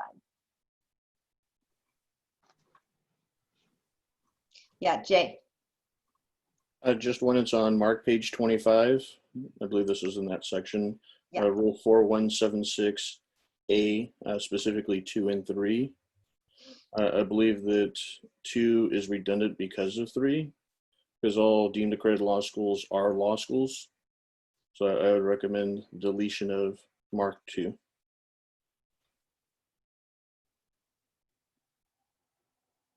Makes sense. I agree. Makes sense. Yeah, so strike 2 for redundancy. Marty, do you agree? Yep. Yeah, okay, great. Thank you. Thanks. Thanks, Jay. Any other substantive identifications based on the subset that Marty described? Jackie, are you including 4.165 in that scope, or? That's the major change, right? Yeah. Yeah, he identified that as one of the ones that we should review. Okay. I'm just making sure what's in and what's out of your request at the moment. Jackie, I did have one question I wanted to ask Marty about 4.172 and the probationary period not exceeding 2 years. Is there any reason 2 was used? I'm thinking of the problem of the NPR. If people try to put a plan in place to bring their bar pass rate up, it may take longer than 2 years for that to show itself. Yeah, so that's why 'cause first of all, we don't know that it's going to be NPR related, right? But second of all, that's why it provides under G, right? You can finish probation early if you've already come into compliance, right? And if it appears the school is going to need more time, the committee may extend it not to exceed 2 more years, right? With the consent of the law school, meaning probation is a benefit, but also a burden to law schools, right? So to be dwindling, to be strung out on probation for years and years is not a good thing. Right. So the default is 2. If you need more and the law school's okay with more, they'll give you more. But, it's hard to think of a situation where a law school needs or should have more than 4 years. Yeah, I would agree. I would agree. I just didn't see the place where it was saying 2 additional years. Can you point that out to me? That's G. G is in gee whiz, it's late. Does that mean I shouldn't be asking any more questions? No, not at all. Okay, thank you. I didn't see that. Okay. I'm sorry, I It missed was, that part. the timeline also basically came from some committee feedback about what seemed to be an outside edge of a time period to address something. Because I of course, would remember, agree. any school can address something by prevention before it happens. And so committee's placing effort there. We're working on it. Thank you. All right, thanks. Other substantive comments that we want to address? May I just make a point on this? Yeah, great. Briefly? This 2-year period actually, it may have come out of what were the DOE rules. I know you're not governed by the DOE rules, but it was, you had a school had to bring itself to compliance within 2 years after being found out of compliance with a core standard. And, that obviously for law school is a problem for the reason just identified with respect to the minimum passing score. So the DOE just recently, I think it was just last summer, and changed the rules to that required schools to submit a plan to bring themselves, a plan that was reliable to bring themselves in compliance, and eliminated the 2-year limitation. And the 2-year limitation had the advantage of this forced accreditor making decisions, hard decisions when necessary, but it turned out to be impractical. So I offer that for what it's worth. Thank you, Greg. Other substantive comments? I just wanted to get people's input on, I guess it's 4.160A3, right? So again, I know this was heavily discussed last time. It's called a statement of limitation on bar exam and eligibility. I know people weren't happy with that necessarily, but I don't know if we coalesced around any alternative. We didn't. This was language, it said, I think, restriction last time. I can't remember what word it was, but as Natalie's email suggested, it was widely panned. So I think 3 alternatives were raised. One of them was this one, statement of limitations on bar examination eligibility. I think Greg Brandis and Marty also submitted alternatives. So I don't know if anyone else, Greg and Marty, I don't know if you want to share your alternatives. I don't remember what I submitted, honestly. I'd have to find that document. Yep. Greg Brandis, did you submit an alternative? Similar to Marty's answer, I'd have to go back and research it since it was weeks ago now. Okay. You know, this, I will say that as it's phrased here, I think that it's reasonably accurate description of what would be contained in that statement. So I'm comfortable with it in that sense. It's not particularly pejorative. I think it's reasonably descriptive. I would say that, you know, again, being extremely clear, what do we call on the page and what do we call in the statement so that everybody knows exactly where to put it and what it's called. I think we've mostly achieved that here, seems to me. Well, we could say just if somebody's still not liking it, statement regarding eligibility to sit for bar examinations in other states. I mean, that's what we're talking about. We don't put that in there anyway. Right now, when you first read the heading, it sounds like there's some limitation I'm going to have to be able to take my own bar exam here in California until you actually read it. I don't know if the title is that necessary, but that'd be my thought.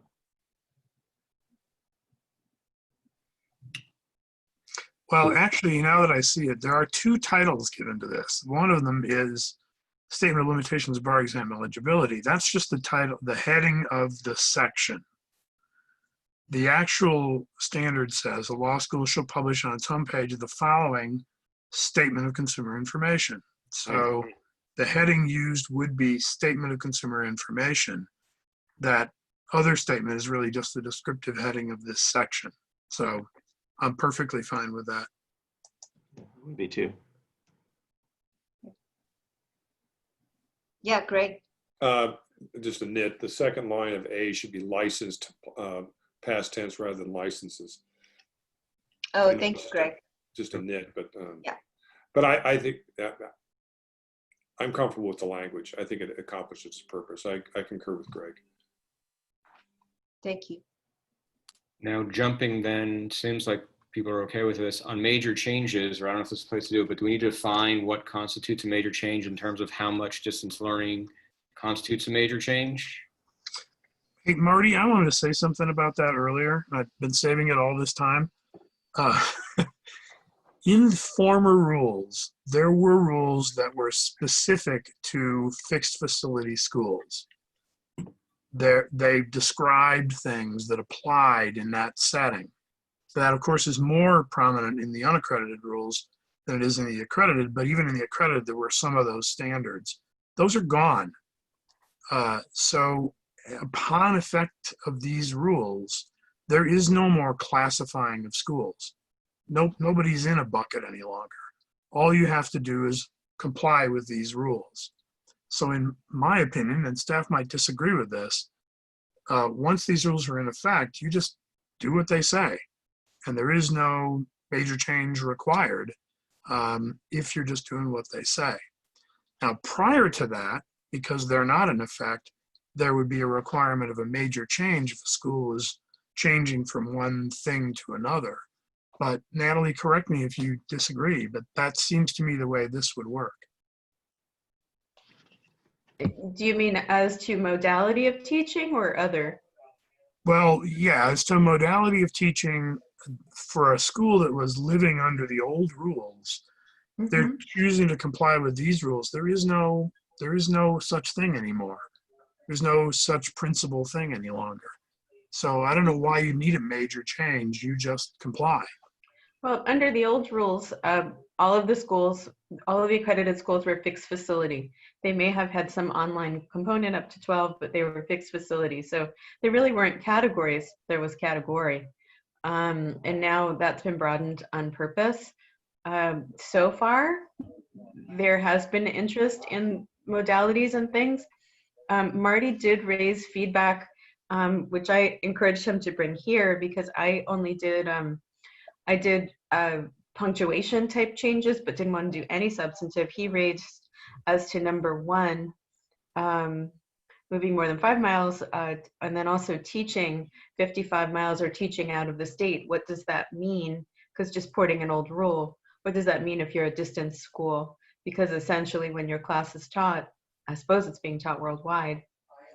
So question whether that type of thing would be needed.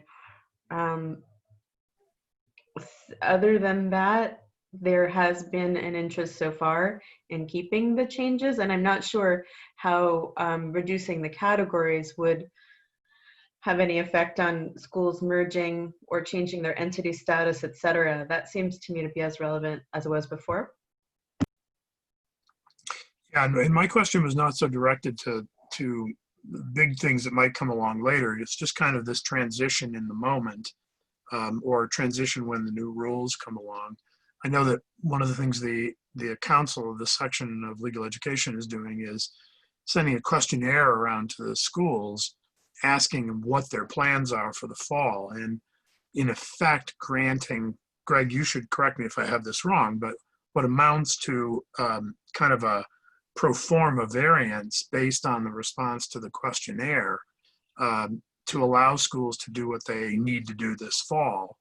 And one could imagine a sort of a similar process in transition to these new rules for the existing schools as they are moving from one set to another, just to simplify a number of major change requests that the committee would have to address. Yeah, the council just approved, and the Board of Governors approved changes, and it's going to go to the House, but changes in the process for emergencies. But in the meantime, schools are being asked to answer a questionnaire, as Greg said, on what did they do in the spring. There were existential circumstances, and what all schools are going to have to apply for a waiver to exceed the distance learning limitations. ABA has limitations on distance learning credits, no more than 1/3 of the credits for the JD. And we expect schools will be applying for waivers, and there is a formal process for that. It's going to be trying to be expedited by reviews by the staff and then action by the committee. And I think the signals are being sent that the council tends to be pretty generous in that regard. But so that's the process. Thank you, Greg. And Greg Brandis, are you recommending a change of some kind to 4.165? No, I was just trying to answer the question about the school that was sort of teaching currently and how to get to from here to there. I was trying a couple of different ways of trying to address that question without, I'm really not suggesting that there needs to be a change here. Okay. However, modality goes away. I mean, that will be irrelevant essentially in the modern world, because people will just be establishing why they're teaching the way they're teaching, rather than kind of there being an identified modality in the longer run. I think that's right. Does anybody else have things that they'd like to see changed in 4.165? Yeah, Jay. Again, I don't know if I wanted to change, but just a further clarification on 4.165A9. Again, as I understand it currently, UW is a fixed facility that no longer exists as terminology, but our program has been accredited by the CBE as well as WASC in that modality. If we wish to change to online distance learning, we would have to receive approval from both accreditors. If that is the understanding still of 4.165A9, then I would recommend a change, as we were discussing earlier, of having a threshold percentage.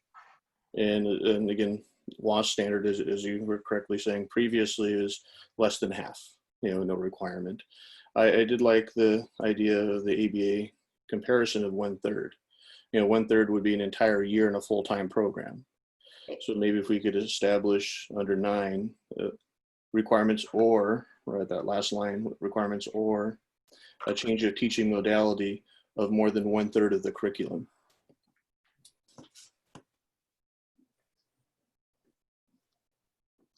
So Jay is recommending a change to the language in A9 that would say, or teaching modality of more than 1/3 of the curriculum.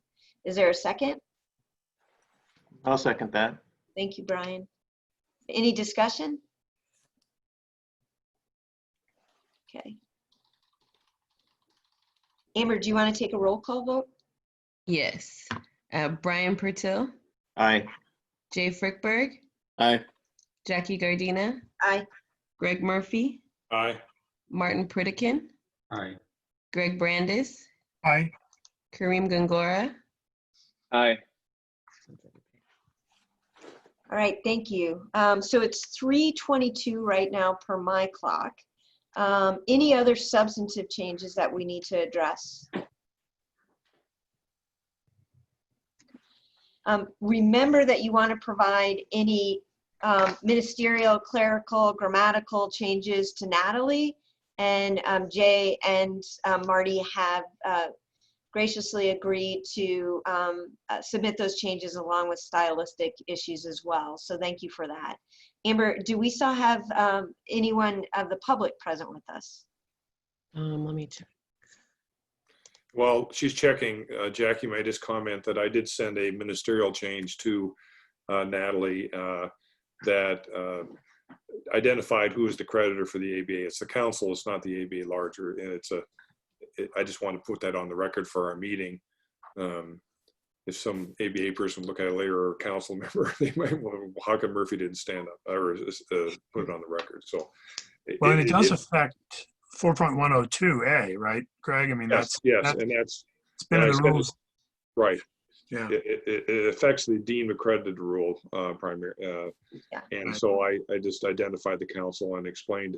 So when Natalie sends it to those who are going to make these final edits that are ministerial, they'll understand the reason for it.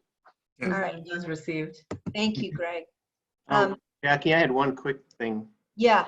On 4.105 under the definitions, starts at page 3. This was my questions on the one on page 4 about a professional law degree. You folks all answered this for me already, but because I didn't know what the first professional law degree was. Would this be a good time to just state that it is the JD program? Because I have an MLS program here that's accredited by ACICS, which would not fall under these rules, but it's a legally acknowledged degree, or at least the CBE has acquiesced in us having it.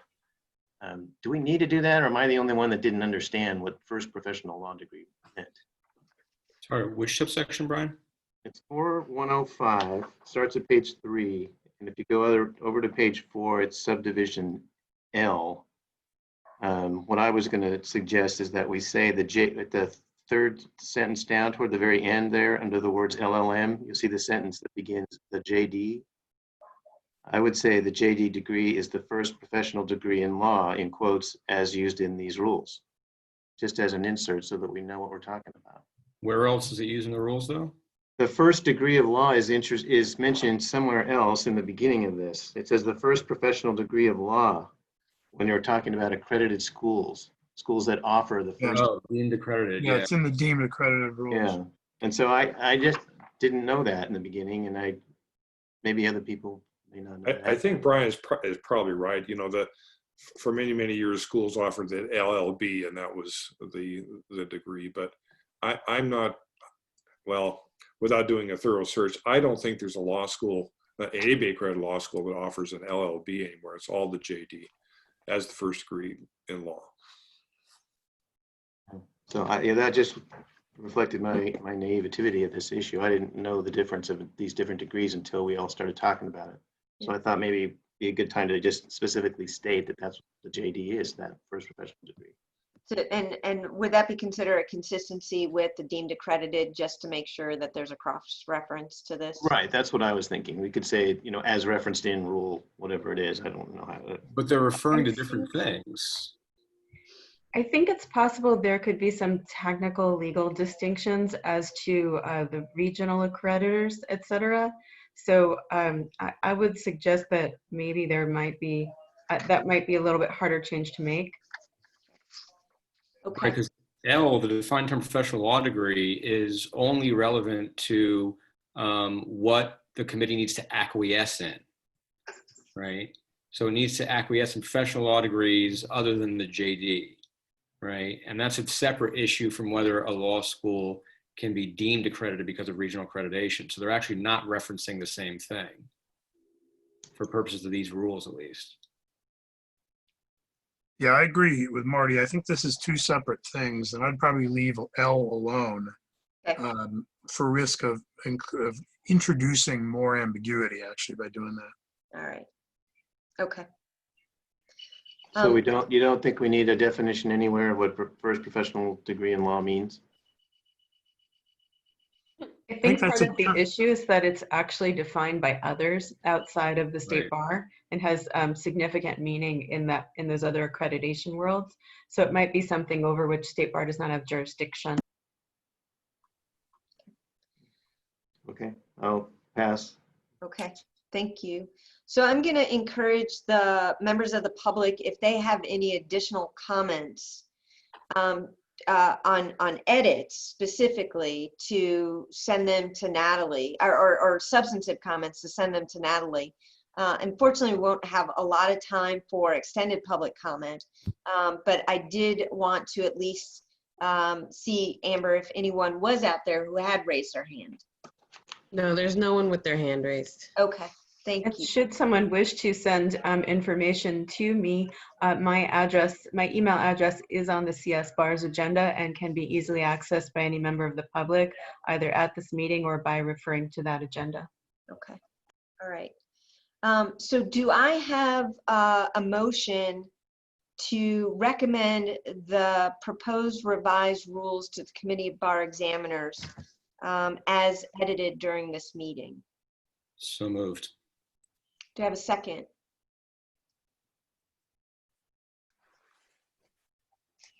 Well, with the understanding that people are sending in other typographical type edits, right? Correct. Yes, I'd second that. So we have Marty and then Brian as a second. Is there any further discussion? Just on that point, that's a process the ALI, I don't know how, if any of you are members of the ALI, I am, and that's a typical process. It's subject to the usual stylistic editing and the like, non-substantive. That's an appropriate thing to do. So Thank you, Greg. Any further discussion? Okay. Amber, would you like to take the roll call vote? Yes. Jay Frickberg, Aye. Greg Brandis, Aye. Ryan Pertil, Aye. Greg Murphy, aye. Jackie Gardina, Aye. Kareem Gangora, Aye. Martin Pritikin. Aye. I believe that's everyone. All right. So the motion is carried. I want to thank everyone for staying an extra half hour. I want to thank you for your incredibly thoughtful comments through this entire process. I think while we might quibble with pieces of what we produced, I think it actually is an enormous step forward for the California Accredited Law School system. So I want to thank everyone for this process, and hopefully the Committee of Bar Examiners will feel the same way. Thank you, Jackie. Yeah. Yeah. All right, guys. Jackie, Thank you. Thank you, everyone. Leadership.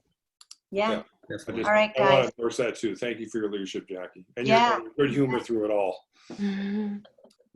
All right, guys. Have a good afternoon. Stay safe. Thanks, you And too. we'll see you at the next meeting. Take care. Bye-bye. Take care, everybody. Come on. Thank you, everyone. Thanks so long.